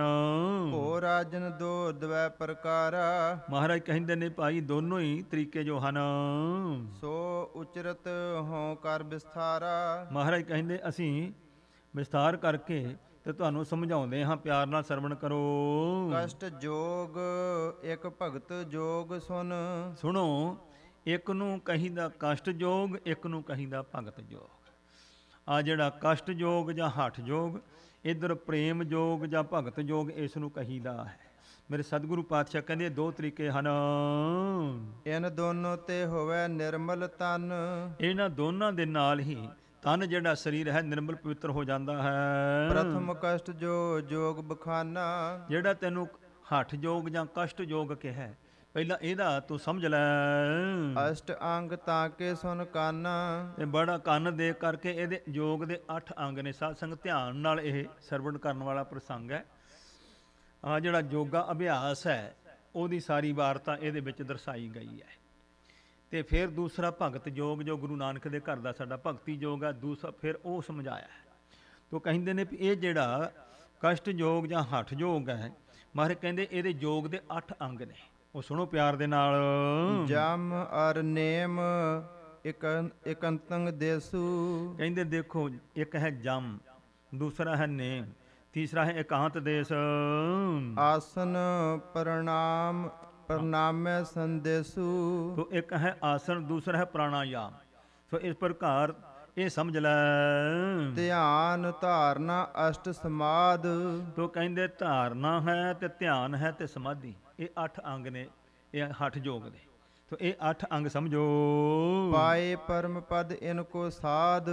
ਇਹਨਾਂ ਨੂੰ ਜੋ ਸਾਧ ਲੈਂਦਾ ਹੈ 8 ਨੂੰ, ਉਹ ਪਰਮ ਪਦਵੀ ਤੇ ਪੁੱਜ ਜਾਂਦਾ ਹੈ ਜੋਗੀ। ਪ੍ਰਥਮੇ ਜਮ ਸੋ 10 ਪ੍ਰਕਾਰਾ। ਹੁਣ ਜਿਹੜਾ ਪਹਿਲਾ ਇਸ ਦਾ ਅੰਗ ਹੈ ਜਮ, 10 ਤਰੀਕਾ 10 ਪ੍ਰਕਾਰ ਦਾ ਜਮ ਹੈ। ਲਛਨ ਤਿਨ ਕੋ ਕਰੋ ਬਿਥਾਰਾ। ਤੋ ਕਹਿੰਦੇ ਨੇ ਭਾਈ ਸਰਵਣ ਕਰੋ, ਇਸ ਦੇ 10 ਨਿਸ਼ਾਨੀਆਂ ਹਨ। ਦੋਹਰਾ ਏਕ ਅਹਿੰਸਾ ਜਾਨੀਏ। ਤੋ ਪਹਿਲਾ ਹੈ ਅਹਿੰਸਾ, ਕਿਸੇ ਜੀਵ ਦੀ ਹੱਤਿਆ ਨਾ ਕਰਨੀ, ਦਇਆ ਕਰਨੀ, ਕਿਸੇ ਜੀਵ ਨੂੰ ਨਾ ਮਾਰਨਾ, ਇਹਨੂੰ ਅਹਿੰਸਾ ਕਹੀਦਾ ਹੈ। ਮਨ ਬਚ ਕਾਇਆ ਤੀਨ। ਇਹ ਅਹਿੰਸਾ ਜਿਹੜੀ ਆ 3 ਪ੍ਰਕਾਰ ਦੀ ਹੈ, ਮਨ ਦੀ, ਬਾਣੀ ਦੀ ਤੇ ਸਰੀਰ ਦੀ। ਮਨ ਬਚ ਕਰਮ 3 ਪ੍ਰਕਾਰ ਦੀ ਹਿੰਸਾ ਹੁੰਦੀ ਹੈ। ਪਰ ਕੋ ਬੁਰਾ ਜੇ ਚਿਤਵਨਾ। ਜਿਹੜਾ ਕਿਸੇ ਦੂਸਰੇ ਦਾ ਬੁਰਾ ਚਿਤਵਣਾ ਵੀ ਇਹਦਾ ਮਾੜਾ ਹੋ ਜਾਵੇ, ਇਹ ਜਿਹੜੀ ਚਿਤਵਨੀ ਕਰਨੀ ਹੈ। ਮਨ ਕੀ ਹਿੰਸਾ ਚੀਨ। ਇਹ ਮਨ ਦੀ ਹਿੰਸਾ ਹੈ। ਇਹ ਮਨ ਕਰਕੇ ਕਿਸੇ ਦਾ ਨੁਕਸਾਨ ਕਰਨਾ, ਮਨ ਵਿੱਚ ਮਾੜਾ ਫੁਰਨਾ ਕਰਨਾ। ਚੌਪਈ ਫਿੱਕਾ ਬੋਲ ਦੁਖਾਏ ਹਨਾਵੇ। ਜਿਹੜਾ ਕਿਸੇ ਨੂੰ ਫਿੱਕਾ ਬੋਲ ਬੋਲਣਾ ਹੈ, ਤੇ ਦੂਸਰਾ ਕਿਸੇ ਨੂੰ ਫਿੱਕਾ ਬੋਲ ਬੋਲ ਕੇ ਮਾਰਨਾ ਹੈ, ਜਾਂ ਕਿਸੇ ਦਾ ਦਿਲ ਤੋੜਨਾ, ਦੁਖੀ ਕਰਨਾ ਹੈ। ਹਿੰਸਾ ਬਚਨਨ ਕੀ ਕਹਿਲਾਵੇ। ਇਹ ਬਚਨਾਂ ਦੀ ਹਿੰਸਾ ਹੈ। ਤੀਜੀ ਮਾਰਨ ਜੀਵਨ ਕੇਰੀ। ਤੀਜੀ ਹਿੰਸਾ ਜਿਹੜਾ ਜੀਵਾਂ ਨੂੰ ਮਾਰ ਹੀ ਦੇਣਾ। ਇਹ 3 ਪ੍ਰਕਾਰ ਦੀ ਹੈ, ਮਨ ਕਰਕੇ, ਬਾਣੀ ਕਰਕੇ, ਸਰੀਰ ਕਰਕੇ। ਇਹ 3 ਪ੍ਰਕਾਰ ਦੀ ਹਿੰਸਾ ਇਹ ਨਹੀਂ ਕਰਨੀ। ਇਹ ਪਹਿਲਾ ਇੱਕ ਨਿਯਮ ਹੈ, ਉਸ ਦਾ ਇੱਕ ਅੰਗ ਹੈ। 10 ਅੰਗ ਦੱਸਣਗੇ। ਤਿਆਗੇ ਇਨ ਕੋ ਹੋਵੇ ਬਿਨ ਦੇਰੀ। ਤੋ ਕਹਿੰਦੇ ਨੇ ਭਾਈ ਇਹਨਾਂ ਦਾ ਤਿਆਗ ਕਰੇ ਛੇਤੀ ਨਾਲ, ਇਹਨਾਂ ਦਾ ਤਿੰਨਾਂ ਦਾ ਤਿਆਗ ਕਰੇ ਹਿੰਸਾ ਦਾ। ਦੁਤੀਏ ਸੱਚ ਉਚਰਨ ਨਿਰਬਾਹ ਹੈ। ਦੂਸਰਾ ਜਿਹੜਾ ਨਿਯਮ ਨੇਮ ਹੈ, ਜਮ ਹੈ, ਉਹ ਹੈ ਸੱਚ ਬੋਲਣਾ। ਕਬਹੂ ਕੂਰ ਨਾ ਕਿਹ ਬਿਦ ਕਹੈ। ਕਦੇ ਵੀ ਕਿਸੇ ਤਰੀਕੇ ਨਾਲ ਵੀ ਕਦੇ ਝੂਠ ਬੋਲਣਾ ਹੀ ਨਹੀਂ। ਗੁਰਬਾਣੀ ਦਾ ਸਿਧਾਂਤ ਹੈ, ਬੋਲੀਏ ਸੱਚ ਧਰਮ, ਝੂਠ ਨਾ ਬੋਲੀਏ। ਸੱਚ ਬੋਲਣਾ ਹੈ, ਪਰ ਨਾਲ ਸ਼ਰਤ ਹੈ, ਸੱਚ ਉੱਥੇ ਬੋਲਣਾ ਜਿੱਥੇ ਤੁਹਾਡਾ ਧਰਮ ਰਹਿ ਆਵੇ। ਤੁਹਾਡੇ ਸੱਚ ਬੋਲਣ ਨਾਲ ਕਿਸੇ ਦਾ ਕਤਲ ਹੁੰਦਾ ਤੇ ਉੱਥੇ ਚੁੱਪ ਕਰਨਾ ਠੀਕ ਹੈ, ਝੂਠ ਨਹੀਂ ਬੋਲਣਾ। ਤੋ ਮੇਰੇ ਸਤਿਗੁਰੂ ਪਾਤਸ਼ਾਹ ਜੀ ਸੋ ਇਸ ਪ੍ਰਕਾਰ ਤੋ ਕਹਿੰਦੇ ਨੇ ਵੀ ਦੂਸਰਾ ਜਿਹੜਾ ਹੈ ਜਮ, ਉਹ ਹੈ ਭਾਈ ਸੱਚ ਬੋਲਣਾ। ਤੀਜੇ ਹੈ ਦਵੈ ਭਾਂਤ ਸਤਾਈ। ਤੋ ਇਸ ਪ੍ਰਕਾਰ ਸਤਈ ਨਾਮ ਚੋਰੀ, 3 ਪ੍ਰਕਾਰ ਦੀ ਚੋਰੀ ਹੈ, ਇਹ ਨਹੀਂ ਕਰਨੀ। ਇੱਕ ਤਨ ਕੀ ਇੱਕ ਮਨ ਕੀ ਸੇਈ। ਇੱਕ ਤਨ ਦੀ ਚੋਰੀ ਹੈ, ਇੱਕ ਮਨ ਦੀ ਹੈ। ਪਰ ਕੀ ਵਸਤ ਛਪਾਵਨ ਕਰਨੀ। ਦੂਸਰੇ ਕਿਸੇ ਦੀ ਚੀਜ਼ ਤੇ ਉਹ ਚੋਰੀ ਚੁੱਕ ਕੇ ਲੁਕਾ ਲਈ, ਇਹ ਚੋਰੀ ਹੋ ਗਈ। ਇਹੋ ਸਤੇਈ ਤਨ ਕੀ ਬਰਨੀ। ਇਹਨੂੰ ਕਹੀਦਾ ਸਰੀਰ ਕਰਕੇ ਚੋਰੀ ਕਰਨੀ। ਕਰਹਿ ਪਾਪ ਪੁਨ ਰਾਖ ਦੁਰਾਏ। ਦੂਸਰਾ ਮਨ ਦੀ ਚੋਰੀ, ਤਨ ਦੀ ਤਾਂ ਹੋ ਗਈ। ਮਨ ਦੀ ਚੋਰੀ ਭਈ ਕਬੀਰ ਜੇਤੇ ਪਾਪ ਕੇ ਰਾਖੇ ਤਲੇ ਦੁਰਾਏ, ਕਰਨੇ ਮਾੜੇ ਕੰਮ ਤੇ ਲੁਕਾ ਕੇ ਰੱਖਣੇ, ਇਹ ਵੀ ਚੋਰੀ ਹੈ, ਮਨ ਦੀ ਚੋਰੀ ਹੈ ਇਹ ਮਨ ਕੀ ਚੋਰੀ ਕਹਿਲਾਏ। ਇਸ ਨੂੰ ਮਨ ਦੀ ਚੋਰੀ ਕਹੀਦਾ ਭਾਈ। ਇਨ ਦਵੈ ਤਜਨ ਤ੍ਰਿਤੀਏ ਜਮ ਜਾਨਹੁ। ਤੋ ਇਹਨਾਂ ਦੋਨਾਂ ਦਾ ਹੀ ਤਿਆਗ ਕਰਨਾ, ਇਹ ਤੀਸਰਾ ਜਮ ਜਾਣ ਲਓ। ਭੂਲ ਨਾ ਕਾਹੂ ਨ੍ਰਿਪਤ ਮਨ ਠਾਨਹੁ। ਦੇਖ ਰਾਜਾ, ਕਦੇ ਭੁੱਲ ਕੇ ਵੀ ਸੋ ਇਸ ਪ੍ਰਕਾਰ ਚੋਰੀ ਇਹ ਕਿਸੇ ਕਿਸਮ ਦੀ ਵੀ ਨਹੀਂ ਕਰਨੀ ਹੈ। ਚੌਥੇ ਬ੍ਰਹਮਚਰਜ ਸੁਖ ਸਾਰੂ। ਤੋ ਭਾਈ ਚੌਥਾ ਹੈ ਬ੍ਰਹਮਚਰਜ ਰੱਖਣਾ, ਬ੍ਰਹਮਚਾਰੀ। ਸੋ ਬ੍ਰਹਮਚਰਜ ਕਾਇਮ ਰੱਖਣਾ, ਜਿਹਨੂੰ ਮਹਾਰਾਜ ਨੇ ਜਤ ਕਿਹਾ ਹੈ। ਜੀਤਨ ਕਾਮ ਅਸ਼ਟ ਪ੍ਰਕਾਰੂ। ਇਹ ਜਿਹੜੀ ਕਾਮ ਦੀ ਵਾਸ਼ਨਾ ਹੈ, 8 ਤਰੀਕਿਆਂ ਦੇ ਨਾਲ ਇਹਨੂੰ ਜਿੱਤੀਦਾ ਹੈ। 8 ਪ੍ਰਕਾਰ ਕਰਕੇ ਇਹ ਕਾਮ ਜਿਹੜਾ ਹੈ ਸਾਡੇ ਜੀਵਾਂ ਨੂੰ ਸੋ ਤੰਗ ਕਰਦਾ, ਡਲਾਉਂਦਾ ਹੈ। ਪ੍ਰਥਮੈ ਤ੍ਰੀ ਕੀ ਬਾਤੈਂ ਕਰਨੀ। ਪਹਿਲਾਂ ਕਹਿੰਦੇ ਨੇ ਸੋ ਇਸ ਪ੍ਰਕਾਰ ਸੋ ਪਰਾਏ ਸਰੀਰਾਂ ਦੀ, ਇਸਤਰੀ ਚਾਹੇ ਪੁਰਸ਼, ਪਰਾਏ ਸਰੀਰਾਂ ਦੀ ਉਸਤੀ ਕਰਨੀ, ਸੁਣ ਸੁਣ ਕੇ ਜਸ ਕਰੀ ਜਾਣਾ। ਦੂਜੇ ਸੁਨ ਸੁਨ ਮਨ ਮਹਿ ਧਰਨੀ। ਦੂਸਰਾ ਸੁਣ ਸੁਣ ਕੇ ਤੇ ਮਨ ਪੱਕਾ ਕਰੀ ਜਾਣਾ। ਤੀਜੇ ਤੀਏ ਇਕਾਂਤ ਮਿਲ ਬੈਸਨ। ਫਿਰ ਤੀਸਰਾ ਹੈ ਵੀ ਇਕਾਂਤ ਹੋ ਕੇ ਕਿਤੇ ਫਿਰ ਨਾਲ ਗੱਲਾਂ ਕਰਨੀਆਂ, ਬਹਿਣਾ ਉਹਦੇ ਨਾਲ। ਚੌਥੇ ਹੋਵਤ ਅੰਗ ਸਪਰਸ਼ਨ। ਫਿਰ ਚੌਥਾ ਫਿਰ ਹੌਲੀ ਹੌਲੀ ਕਹਿੰਦੇ ਇੱਕ ਦੂਜੇ ਨੂੰ ਛੋਹਣ ਲੱਗ ਪੈਣਾ। ਪੰਚਮ ਹਿਤ ਕਰ ਦੇਖੇ ਤੀਏ ਕੋ। ਤਾਂ ਫਿਰ ਕਹਿੰਦੇ ਬਹੁਤ ਧਿਆਨ ਦੇ ਨਾਲ ਦੇਖੀ ਜਾਣਾ ਤੇ ਮਨ ਦੇ ਵਿੱਚ ਉਹਨੂੰ ਵਸਾਈ ਰੱਖਣਾ। ਛਠੇ ਆਲਿੰਗਨ ਕਰੇ ਹੀ ਸੋ। ਤੋ ਕਹਿੰਦੇ ਇਸ ਪ੍ਰਕਾਰ ਹਿਰਦੇ ਕਰਕੇ ਫਿਰ ਸਪਰਸ਼ ਕਰਨਾ, ਇਸ ਤਰੀਕੇ ਦੇ ਨਾਲ ਅਲਿੰਗਨ ਕਹੀਦਾ, ਇਸ ਨੂੰ ਚੁੰਮਣ ਕਹਿ ਦੀਦਾ। ਸਪਤ ਚਿਤਵਨੋ ਮਨ ਮਹਿ ਨਾਰੀ। ਤੇ ਸਤਵਾਂ ਹੈ ਕਿ ਹਰ ਵੇਲੇ ਮਨ ਵਿੱਚ ਫਿਰ ਉਹੋ ਹੀ ਸਿਮਰਨ ਕਰੀ ਜਾਣਾ ਹੈ। ਅਸ਼ਟਮ ਭੋਗ ਕਰਨ ਬਿਦ ਸਾਰੀ। 8ਵਾਂ ਜਿਹੜਾ ਸਰੀਰ ਆਪਣਾ ਕਰੈਕਟਰ ਗੇਰ ਲੈਣਾ ਹੈ, ਪਸ਼ੂ ਕਿਰਿਆ ਕਰ ਹੀ ਲੈਣੀ। ਇਹ 8 ਤਰੀਕਿਆਂ ਦੇ ਨਾਲ ਜਿਹੜਾ ਬ੍ਰਹਮਚਰਜ ਸੰਭਾਲਣਾ ਪੈਂਦਾ, ਇਹੋ ਬਚਣਾ ਪੈਂਦਾ ਇਹਦੇ ਕੋਲੋਂ। ਇਨ ਸਭਹਿਨ ਕੋ ਤਿਆਗੇ ਜੇਈ। ਜਿਹੜਾ ਹੈ ਰਾਜਾ ਸ਼ਿਵਨਾਭ ਇਹਨਾਂ ਨਾਲ ਤਿਆਗ ਕਰਦਾ ਹੈ। ਬ੍ਰਹਮਚਰਜ ਧਾਰਤ ਹੈ ਤੇਈ। ਉਹਨੂੰ ਬ੍ਰਹਮਚਾਰੀ ਕਹੀਦਾ ਹੈ। ਨਿਰੀਆਂ ਗੱਲਾਂ ਨਾਲ ਬ੍ਰਹਮਚਾਰੀ ਨਹੀਂ ਬਣਿਆ ਜਾਂਦਾ। ਪੰਚਮ ਜਮ ਹੈ ਧੀਰਜ ਕਰਨੀ। 5ਵਾਂ ਜਮ ਜਿਹੜਾ ਹੈ ਉਹ ਹੈ ਧੀਰਜ ਧਾਰਨ ਕਰਨਾ, ਹੌਸਲਾ, ਧੀਰਜ, ਉਹ ਸਰਵਣ ਕਰੋ। ਦੁੱਖ ਸੁਖ ਸਦਾ ਸਹੇ ਸਮ ਧਰਨੀ। ਤਾਂ ਧੀਰਜ ਦਾ ਮਤਲਬ ਹੈ ਚਾਹੇ ਦੁੱਖ ਆ ਜਾਏ ਚਾਹੇ ਸੁਖ ਆ ਜਾਏ, ਜਿਵੇਂ ਧਰਤੀ ਦਾ ਧੀਰਜ ਹੈ ਨਾ, ਬ੍ਰਹਮ ਗਿਆਨੀ ਕਾ ਧੀਰਜ ਏਕ, ਜੋ ਬਸਦਾ ਕੋ ਖੋਦਾ ਕੋ ਚੰਦਨ ਲੇਪ। ਇਹੋ ਜਿਹਾ ਹੌਸਲਾ ਚਾਹੀਦਾ, ਇਹਨੂੰ ਕਹੀਦਾ ਧੀਰਜ। ਆਪਦ ਸੰਪਦ ਆਤਪ ਸੀਤਾ। ਤੋ ਕਹਿੰਦੇ ਨੇ ਭਾਈ ਜੇ ਕੋਈ ਬਿਪਤਾ ਬਣ ਜਾਏ, ਧੁੱਪ ਆਦਿਕ ਗਰਮੀ ਲੱਗੇ ਇਸ ਪ੍ਰਕਾਰ, ਤੇ ਠੰਡ ਹੋਵੇ ਤੇ ਗਰਮੀ ਹੋਵੇ, ਇਹ ਸਾਰੀ ਸਹਾਰ ਲੈਣੀ। ਸਾਧ ਸੰਗਤ, ਜਿਹੜੇ ਬੰਦਗੀ ਵਾਲੇ ਮਹਾਪੁਰਸ਼ ਲੋਕ ਜਦੋਂ ਕਿਸੇ ਜੀਵਨ ਨੂੰ ਘਾਲਦੇ ਆ ਨਾ, ਇਹ ਸਾਰਾ ਕੁਝ ਕਰਵਾਉਂਦੇ ਨੇ। ਜਿਨ੍ਹਾਂ ਮਹਾਂਪੁਰਖਾਂ ਦੀ ਦਾਸ ਨੂੰ ਗੁਰੂ ਸਾਹਿਬ ਨੇ ਸੰਗਤ ਬਖਸ਼ਿਸ਼ ਕੀਤੀ, ਸੰਤ ਬਾਬਾ ਹਰੀ ਸਿੰਘ ਜੀ ਮਹਾਰਾਜ ਮੁਕੇਰੀਆਂ ਵਾਲੇ, ਸੰਤ ਬਾਬਾ ਜਵਾਲਾ ਸਿੰਘ ਮਹਾਂਪੁਰਖਾਂ ਦੇ ਚਰਨਾਂ ਵਿੱਚ ਉਹਨਾਂ ਨੇ ਸਿੱਖੀ ਕਮਾਈ ਤੇ ਪ੍ਰਾਪਤ ਕੀਤੀ। ਉਹ ਬਚਨ ਕਰਦੇ ਸਨ, ਕਹਿੰਦੇ ਮਹਾਂਪੁਰਸ਼ਾਂ ਨੇ ਇੱਕ ਵਾਰ ਬਚਨ ਕੀਤਾ, ਭਈ ਹਰੀ ਸਿਆਂ ਜਾ ਭਾਈ ਜੰਗਲ ਵਿੱਚ ਚਲਾ ਜਾ, ਬਿਲਕੁਲ ਕਿਸੇ ਨਗਰੀ 'ਚ ਵੜਨਾ, ਕਿਤੇ ਮੰਗਣਾ ਨਹੀਂ, ਜੰਗਲ 'ਚ ਰਹਿ ਕੇ ਸਿਮਰਨ ਕਰਨਾ। ਜੁਗਤੀਆਂ ਦੱਸ ਦਿੱਤੀਆਂ, ਬੂਟੀਆਂ ਸਮਝਾ ਦੀ, ਜਦੋਂ ਭੁੱਖ ਲੱਗਿਆ ਫਲਾਣੀ ਫਲਾਣੀ ਬੂਟੀ ਖਾ ਲੈਣੀ ਹੈ। ਜੰਗਲ ਦੇ ਜਾਨਵਰਾਂ ਤੋਂ ਬਚਣ ਵਾਸਤੇ ਮਹਾਂਪੁਰਸ਼ ਕਹਿੰਦੇ ਵੀ ਅਸੀਂ, ਮਹਾਂਪੁਰਖਾਂ ਦੱਸਿਆ ਵੀ ਉੱਚੇ ਦਰਖਤ ਦਾ ਕੋਈ ਟਾਹਣਾ ਇੱਦਾਂ ਟੇਢਾ ਹੋਵੇ ਤੇ ਉੱਥੇ ਹੀ ਟਾਹਣੀਆਂ ਸਿੱਧੀਆਂ ਕਰਕੇ ਉੱਥੇ ਆਸਣ ਬਣਾ ਕੇ ਜਦੋਂ ਆਰਾਮ ਕਰਨਾ ਤੇ ਉੱਥੇ ਕਰਨਾ, ਉੱਦਾਂ ਭਾਵੇਂ ਜੰਗਲ 'ਚ ਵਿੱਚ ਰਹੇ। ਤਾਂ ਕਹਿੰਦੇ ਸੋ ਇੱਦਾਂ ਕਰਵਾ ਕੇ ਤੇ ਮੁੜ ਕੇ ਮਹਾਂਪੁਰਸ਼ਾਂ ਨੇ ਬੁਲਾ ਲਿਆ।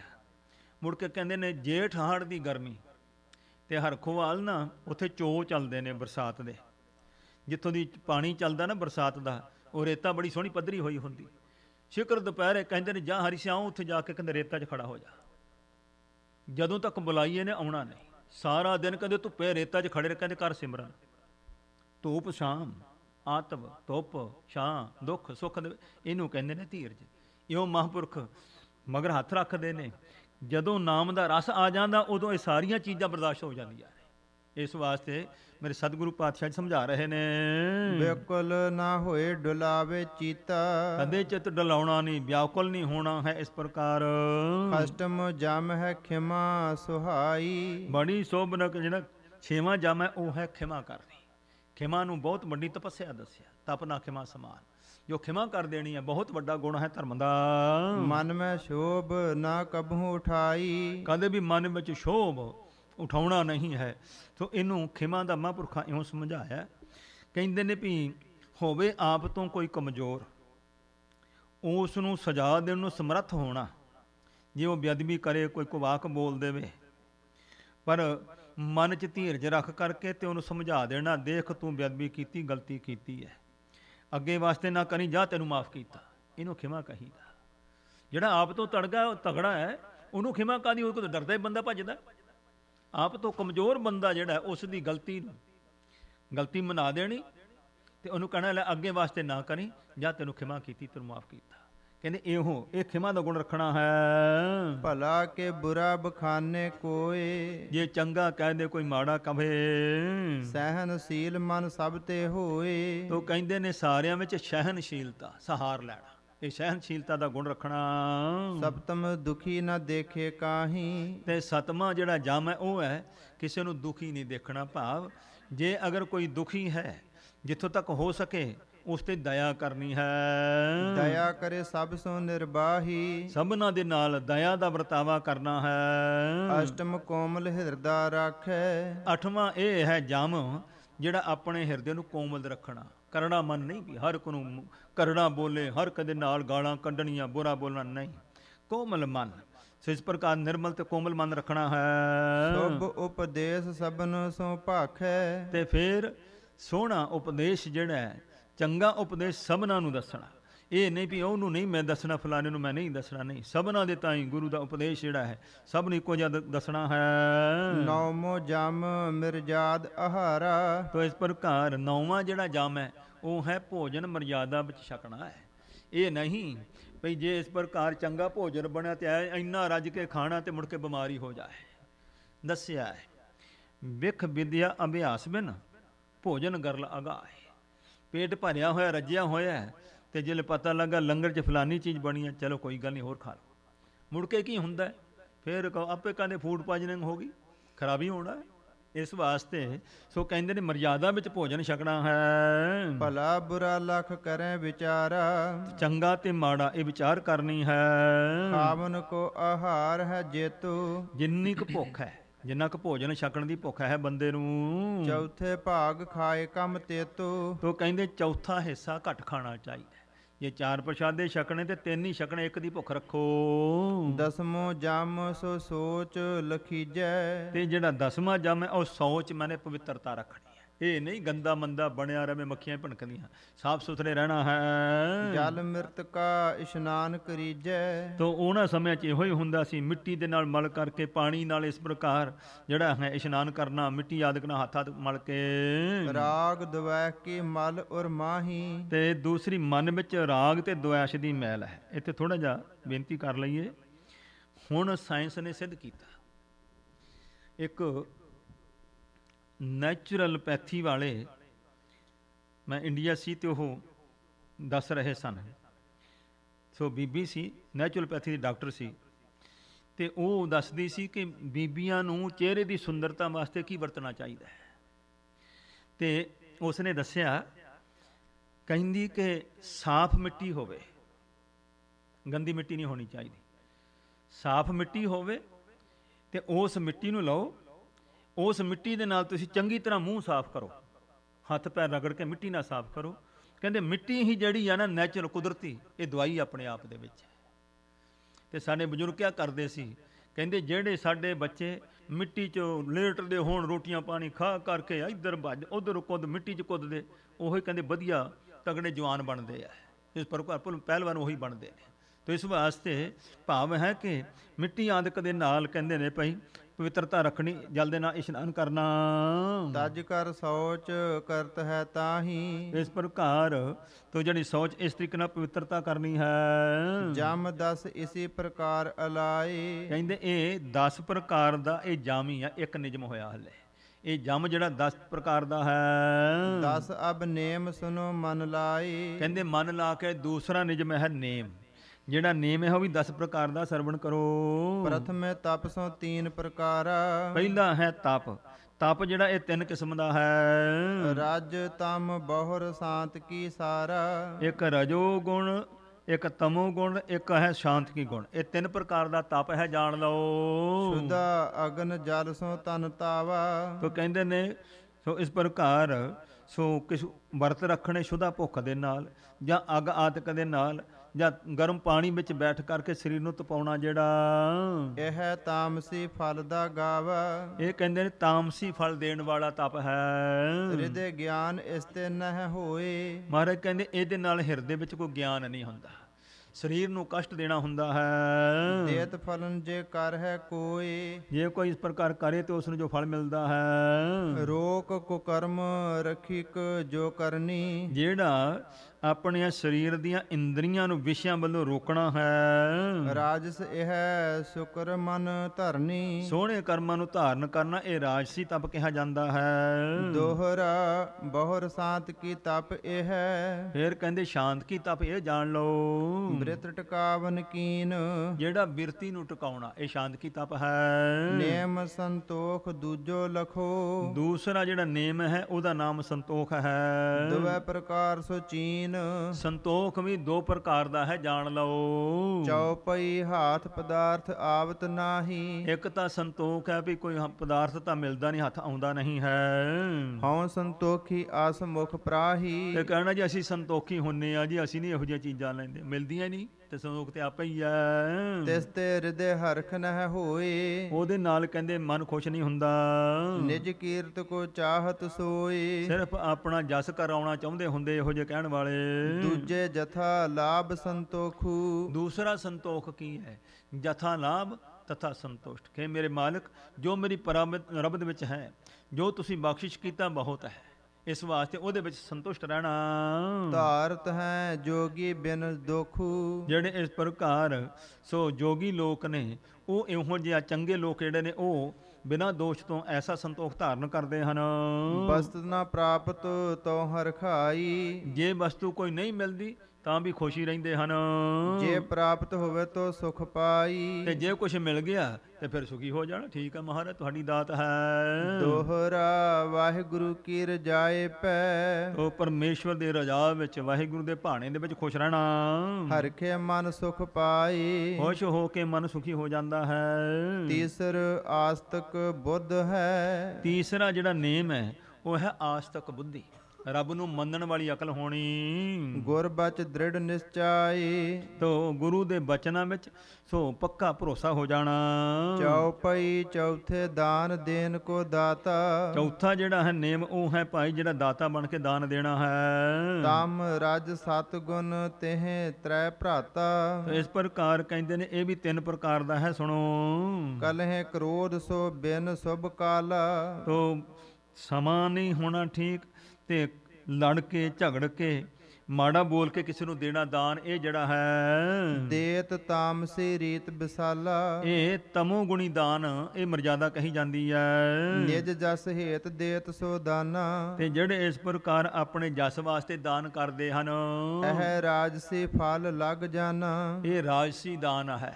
ਇਸ ਪ੍ਰਕਾਰ ਇਹਦਾ ਥੋੜਾ ਹੀ ਫਲ ਦੱਸਿਆ ਹੈ। ਕਰਕੇ ਬਿਨਾ ਦੇ ਨਰ ਦੇਖੀ, ਇਸ ਪ੍ਰਕਾਰ ਬੇਨਤੀ ਕਰਕੇ ਜਿਹੜਾ ਕਿਸੇ ਨੂੰ ਇਸ ਪ੍ਰਕਾਰ ਸੋ ਬੇਨਤੀ ਦੇ ਸਹਿਤ ਅਧੀਨ ਦੇ ਨਾਲ ਜੋ ਦਾਨ ਦੇਣਾ ਹੈ, ਇਹੋ ਸਾਤ ਕੀ ਫਲਤ ਵਿਸੇਖੀ, ਇਹ ਸ਼ਾਂਤ ਕੀ ਦਾਨ ਹੈ, ਇਹਦਾ ਫਲ ਵਿਸ਼ੇਸ਼ ਹੈ। ਦੋਹਰਾ ਵਾਹਿਗੁਰੂ ਕੋ ਜਾਣ ਕੇ ਸਭੇ ਪਦਾਰਥ ਦੇ, ਤੋ ਸਾਰੇ ਪਦਾਰਥ ਵਾਹਿਗੁਰੂ ਦੇ ਜਾਣ ਕਰਕੇ ਲੋੜਵੰਦਾਂ ਨੂੰ ਦੇਣਾ ਇਹ ਸ਼ਾਂਤ ਕੀ ਦਾਨ ਹੈ। ਤਨਕ ਨ ਆਪਣਾ ਮਾਨਈ, ਤਾਹੇ ਅਖੇ ਫਲ ਲੇ, ਆਪਣਾ ਜਰਾ ਵੀ ਨਾ ਜਾਣੇ ਵੀ ਜੋ ਕੁਛ ਹੈ ਮੇਰੇ ਮਾਲਕ ਦਾ ਹੈ।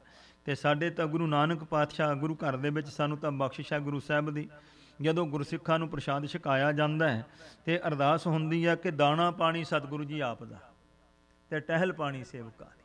ਸਾਡੇ ਕੋਲ ਤਾਂ ਸੇਵਾ ਹੈ, ਦਾਣਾ ਪਾਣੀ ਤੇ ਪਰਮੇਸ਼ਰ ਦਾ ਦਿੱਤਾ ਸਭ ਨੂੰ ਹੈ। ਚੌਪਈ ਦਰਬ ਕਿਦੋਂ ਵਿਦਿਆ ਕੋ ਦਾਨਾ, ਜਾਂ ਧਨ ਦਾ ਦਾਨ ਜਾਂ ਵਿਦਿਆ ਦਾ ਦਾਨ ਜਿਹੜਾ ਦੇਣਾ ਹੈ। ਦੇਤ ਸ਼ਾਂਤ ਕੀ ਹੋਵੇ ਨਿਰਮਾਨਾ, ਨਿਰਮਾਣ ਨਿਮਰਤਾ ਸਹਿਤ ਹੋ ਕੇ ਦੇਣਾ ਕਹਿੰਦੇ ਇਹ ਸ਼ਾਂਤ ਕੀ ਦਾਨ ਹੈ। ਤਿਹ ਕੋ ਫਲ ਹੋਵੇ ਅਮਿਤ ਵਿਸਾਲਾ, ਬਹੁਤ ਭਾਰੀ ਇਸ ਦਾ ਮਿਣਤੀ ਤੋਂ ਰਹਿਤ ਫਲ ਮਿਲਦਾ ਹੈ। ਵੇਦ ਸੰਤ ਭਾਖਤ ਇਸ ਢਾਲਾ, ਸੰਤ ਲੋਕ ਵੇਦ ਧਰਮ ਗ੍ਰੰਥ ਇਸੇ ਤਰੀਕੇ ਨਾਲ ਦੱਸਦੇ ਹਨ।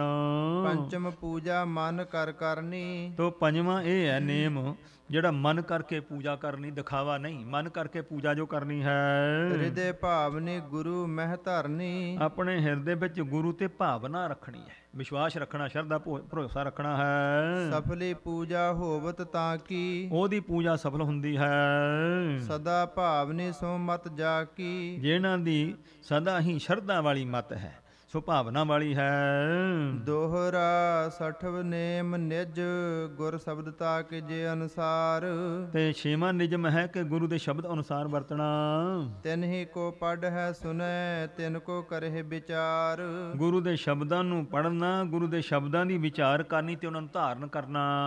ਚੌਪਈ ਗੁਰੂ ਸਿਧਾਂਤ ਬਿਨਾ ਜੋ ਆਨਾ, ਤੋ ਜਿਹੜਾ ਗੁਰੂ ਦੇ ਸਿਧਾਂਤ ਤੋਂ ਬਿਨਾਂ ਹੋਰ ਜੋ ਕੁਛ ਹੈ, ਤਿਨ ਕੇ ਬਚਨ ਸੁਨੇ ਨਹਿ ਕਾਨਾ, ਉਹਨਾਂ ਦੇ ਕੰਨਾਂ ਵਿੱਚ ਬਚਨ ਵੀ ਨਹੀਂ ਸੁਣਦਾ। ਜੋ ਆਪਣੇ ਸਤਿਗੁਰੂ ਪਾਤਸ਼ਾਹ ਜੀ ਦੇ ਬਚਨ ਨੇ, ਧੁਰ ਕੀ ਬਾਣੀ ਹੈ, ਜੋ ਮਨਜ਼ੂਰ ਸ਼ੁਦਾ ਗੁਰੂ ਘਰ ਦੀ ਬਾਣੀ, ਉਹਨੂੰ ਪੜ੍ਹਨਾ ਤੇ ਸੁਣਨਾ, ਵਿਚਾਰਨਾ ਹੈ, ਹੋਰ ਨਹੀਂ ਕਿਸੇ ਦੀ ਸੁਣਨੀ, ਕਿਉਂਕਿ ਉਹਦੇ ਸ਼ੰਕੇ ਪੈਣਗੇ। ਸਪਤਮ ਪੜੈ ਸੁਨੇ ਜਿਹ ਰੀਤੀ, ਤੋ ਕਹਿੰਦੇ ਜਿਹੜਾ ਪੜ੍ਹਨਾ ਸੁਣਨਾ ਹੈ, ਸਤਵਾਂ ਇਹ ਹੈ ਜਿਸ ਤਰੀਕੇ ਨਾਲ ਵਰਤੇ ਤਿਹ ਅਨੁਸਾਰ ਸਪ੍ਰੀਤੀ, ਜੋ ਕੁਛ ਪੜ੍ਹਿਆ, ਜੋ ਕੁਛ ਸੁਣਿਆ ਤੇ ਜੋ ਵਿਚਾਰਿਆ ਉਸ ਨੂੰ ਧਾਰਨ ਕਰਨਾ, ਉਹਦੇ ਅਨੁਸਾਰ ਵਰਤਣਾ ਹੈ, ਜੀਵਨ 'ਚ ਉਹਨਾਂ ਨੂੰ ਧਾਰਨ ਕਰਨਾ ਹੈ। ਬਿਨਾ ਦੰਭ ਗੁਰ ਸ਼ਬਦ ਕਮਾਵਨ, ਤੇ ਪਖੰਡ ਨਹੀਂ ਕਰਨਾ, ਗੁਰੂ ਦੇ ਸ਼ਬਦ ਦੀ ਕਮਾਈ ਕਰਨੀ ਹੈ। ਕਰਹਿ ਸਦਾ ਹੋਵੇ ਤਨ ਮਨ ਪਾਵਨ, ਉਹਦਾ ਤਨ ਵੀ ਉਸ ਦਾ ਮਨ ਪਵਿੱਤਰ ਹੋ ਜਾਵੇਗਾ। ਅਸ਼ਟਮ ਬ੍ਰਿਤ ਸ਼ਾਂਤ ਕੀ ਰਾਖੈ, ਅੱਠਵਾਂ ਨੇਮ ਇਹ ਹੈ ਸ਼ਾਂਤ ਕੀ ਬਿਰਤੀ ਰੱਖਣੀ, ਆਪਣੀ ਸੁਰਤ ਨੂੰ, ਬਿਰਤੀ ਨੂੰ ਸ਼ਾਂਤ ਕੀ ਰੱਖਣਾ। ਨਿਵ ਚੱਲਣਾ ਮਦਰੀ ਮੁਖ ਭਾਖੇ, ਮੁਖ ਤੋਂ ਮਿੱਠੇ ਬਚਨ ਬੋਲਣੇ ਤੇ ਨਿਮਰਤਾ ਰੱਖਣੀ। ਨਵਮੋ ਨੇਮ ਪਾਠ ਜੋ ਕਰਨਾ, ਤੇ ਨੌਵਾਂ ਨਿਯਮ ਨੇਮ ਜਿਹੜਾ ਉਹ ਹੈ ਜਿਹੜਾ ਪਾਠ ਕਰਨਾ ਹੈ। ਦੇਹ ਮੈਂ ਅਪਰਨਾ ਬਚਨ ਉਚਰਨਾ, ਤੇ ਜਦੋਂ ਪਾਠ ਕਰਨਾ ਤੇ ਉਹਦੇ ਵਿੱਚ ਬੋਲਣਾ ਨਹੀਂ, ਇਹ ਨਿਯਮ ਰੱਖਣਾ। ਦਸਵੇਂ ਹੋਮ ਅਗਨ ਜੋ ਕਰਹੀ, ਤੋ ਦਸਵਾਂ ਜਿਹੜਾ ਭਾਈ ਅਗਨ ਚ ਹੋਮ ਕਰਦੇ, ਹਵਨ ਜੋ ਕਰਦੇ ਹਨ, ਸੁਰ ਪ੍ਰਸੰਨ ਹਿਤ ਮਨਸਾ ਧਰਹੀ, ਉਹ ਮਨਸ਼ਾ ਧਾਰਨ ਕਰਦੇ, ਇੱਛਾ ਕਿ ਦੇਵਤੇ ਖੁਸ਼ ਹੁੰਦੇ ਨੇ। ਅਗਨੀ ਦੇ ਵਿੱਚ ਜੋ ਵੀ ਗੱਲ ਪਾਉਂਦੇ ਆ ਹੂਤੀਆਂ, ਕਹਿੰਦੇ ਦੇਵਤੇ ਖੁਸ਼ ਹੁੰਦੇ ਆ।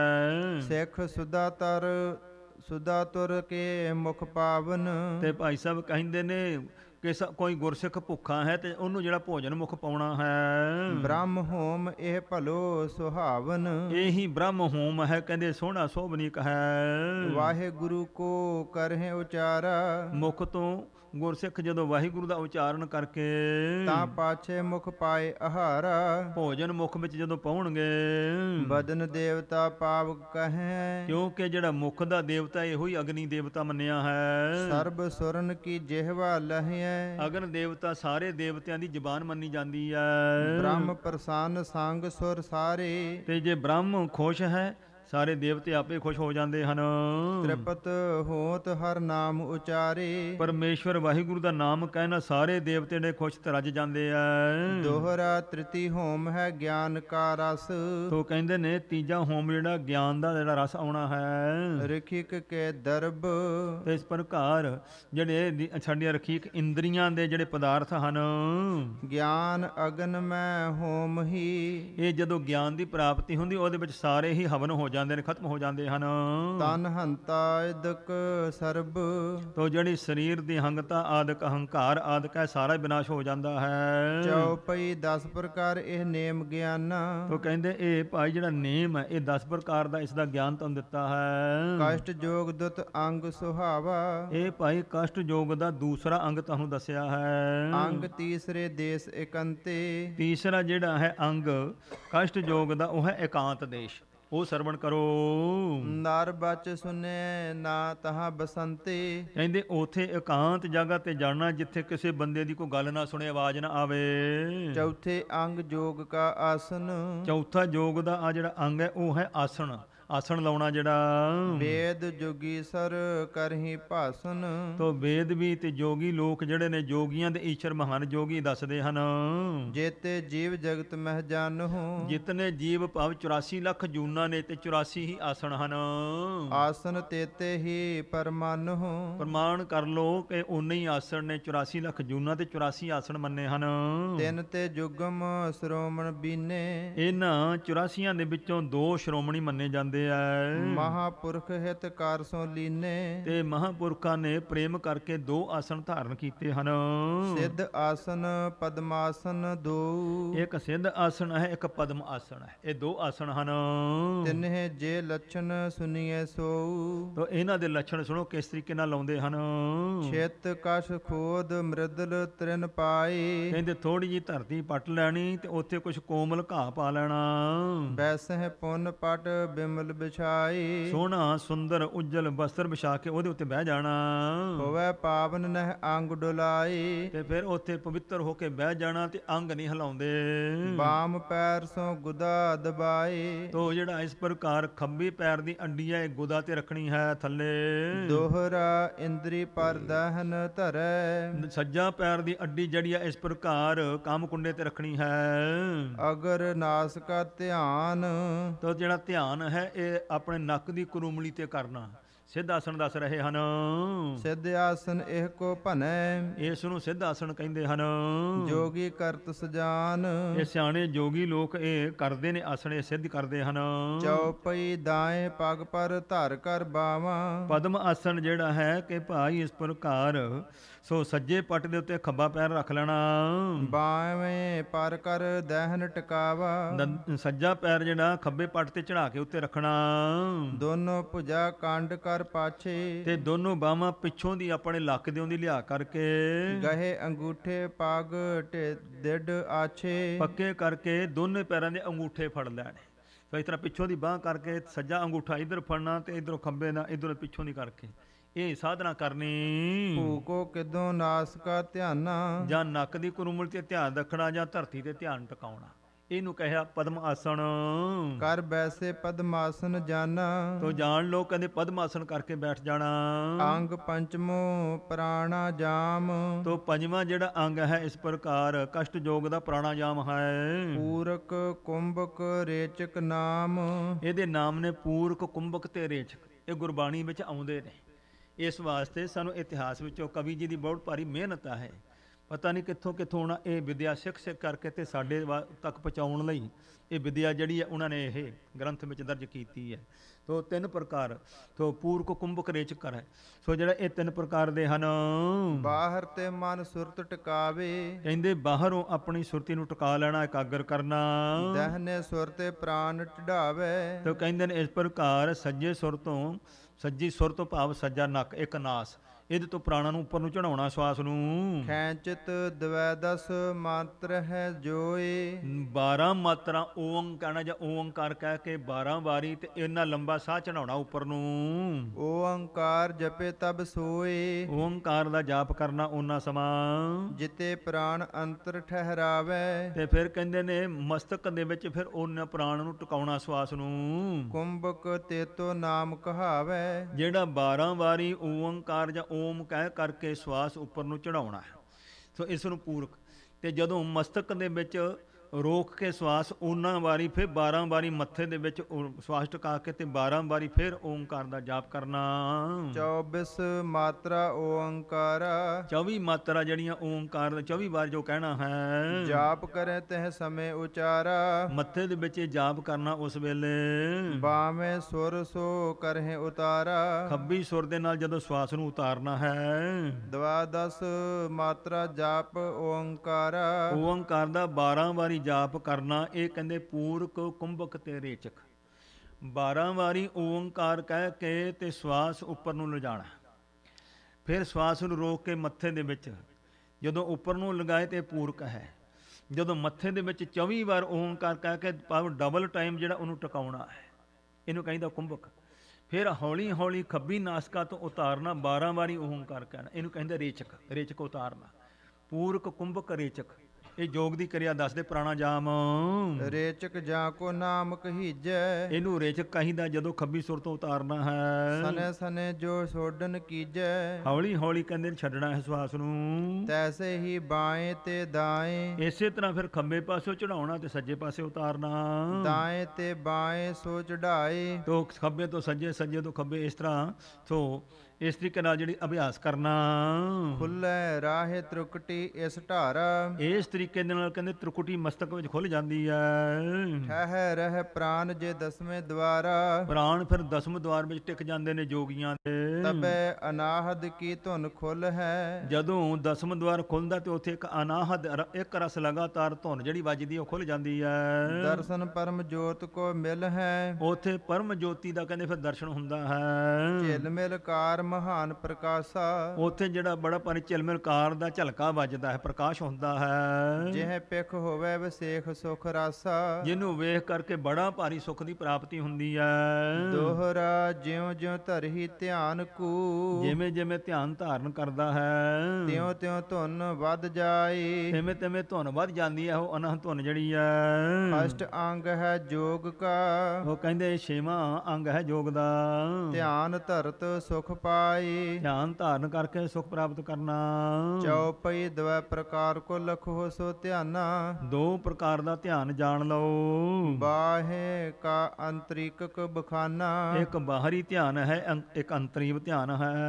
ਵਿਸ਼ਨ ਚਤੁਰਭੁਜ ਕੋ ਜੋ ਧਿਆਨਾ ਜਿਹੜਾ ਚਤੁਰਭੁਜੀ ਵਿਸ਼ਨੂੰ ਮਹਾਰਾਜ ਦਾ ਧਿਆਨ ਕਰਨਾ ਹੈ। ਸੋ ਬਾਹਰ ਕਾ ਜਾਨ ਸੁਜਾਨਾ ਇਹ ਸਿਆਣੇ ਉਹ ਬਾਹਰਲਾ ਧਿਆਨ ਜਾਣ ਲਓ। ਗੁਰ ਕੇ ਸ਼ਬਦ ਵਿਖੇ ਜੋ ਜੋਰਾ ਤੇ ਜਿਹੜਾ ਗੁਰੂ ਦੇ ਸ਼ਬਦ ਵਿੱਚ ਧਿਆਨ ਜੋੜਨਾ ਹੈ। ਨਾਭੀ ਹਿਰਦੇ ਕੇ ਨਾਸਾ ਓਰਾ ਜਾਂ ਨਾਭੀ ਦਾ ਜਾਂ ਹਿਰਦੇ ਦਿਲ ਦਾ ਤੇ ਜਾਂ ਇਸ ਪ੍ਰਕਾਰ ਸੋ ਨਾਸਕਾ ਵਿੱਚ ਧਿਆਨ ਕਰਨਾ ਹੈ। ਕੈ ਭੂ ਕੇ ਕੈ ਦਸਵੇਂ ਦਵਾਰਾ ਜਾਂ ਧਰਤੀ ਦਾ ਜਾਂ 10ਵੇਂ ਦਵਾਰ ਵਿੱਚ ਜਿਹੜਾ ਇਹ ਧਿਆਨ ਕਰਨਾ ਹੈ। ਧਰੇ ਅਨਾਹਦ ਧੁਨ ਕੈ ਧਾਰਾ ਧਿਆਨ ਅਨਾਹਦ ਧੁਨ ਵਿੱਚ ਜੋ ਇਸ ਤਰ੍ਹਾਂ ਧਾਰਨ ਕਰਨਾ ਹੈ। ਜਬ ਇਹ ਅਨਾਹਦ ਧੁਨ ਖੁੱਲ ਜਾਵੇ ਹੈ ਜਦੋਂ ਅਨਾਹਦ ਧੁਨ ਖੁੱਲਦੀ ਹੈ ਨਾ ਕਿਦੋਂ ਜੋਤ ਕੋ ਧਿਆਨ ਲਗਾਵ ਹੈ ਜਾਂ ਫਿਰ ਜੋ ਧਿਆਨ ਦਾ ਜਿਹੜਾ ਜੋਤ ਦਾ ਧਿਆਨ ਲੱਗਦਾ ਜਿਸ ਵੇਲੇ ਇਹ ਅੰਤਰਕ ਮਨ ਮਹਿ ਪਹਿਚਾਨ ਹੈ ਇਹ ਅੰਤਰੀਵ ਧਿਆਨ ਸਮਝ ਲਓ। ਸਪਤਮ ਅੰਗ ਧਾਰਨਾ ਮਨ ਹੈ 7ਵਾਂ ਧਾਰਨਾ ਅੰਗ ਸਮਝ ਲਓ। ਤੇ ਪਰਤ ਬਿੰਦ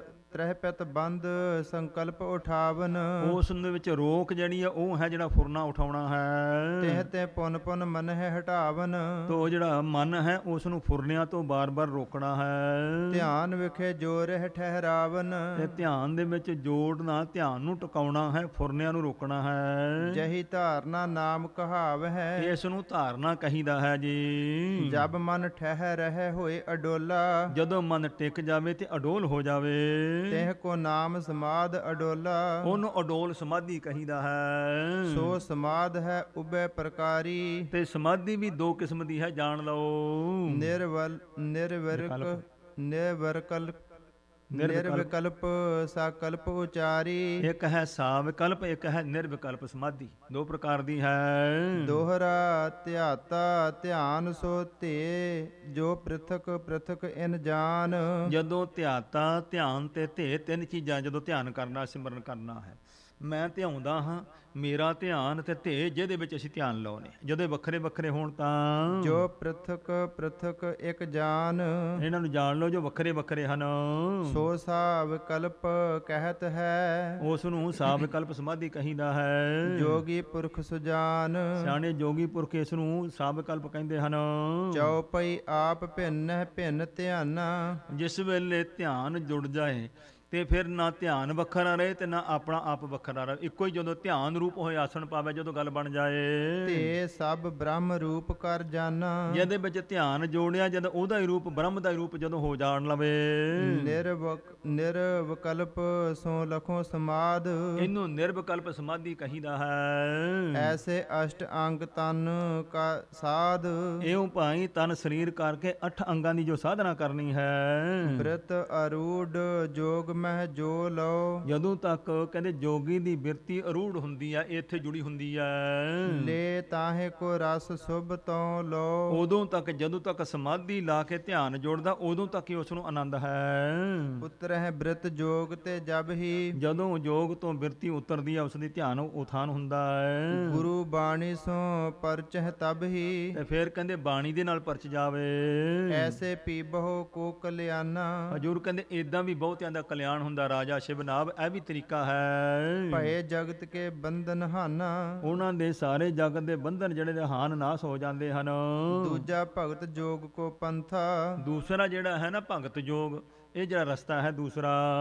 ਅਸ਼ਟ ਅੰਗ ਤਹਿ ਭਾਖਤ ਗ੍ਰੰਥਾ। ਗ੍ਰੰਥਾਂ ਨੇ 8 ਅੰਗ ਉਹਦੇ ਦੱਸੇ ਨੇ।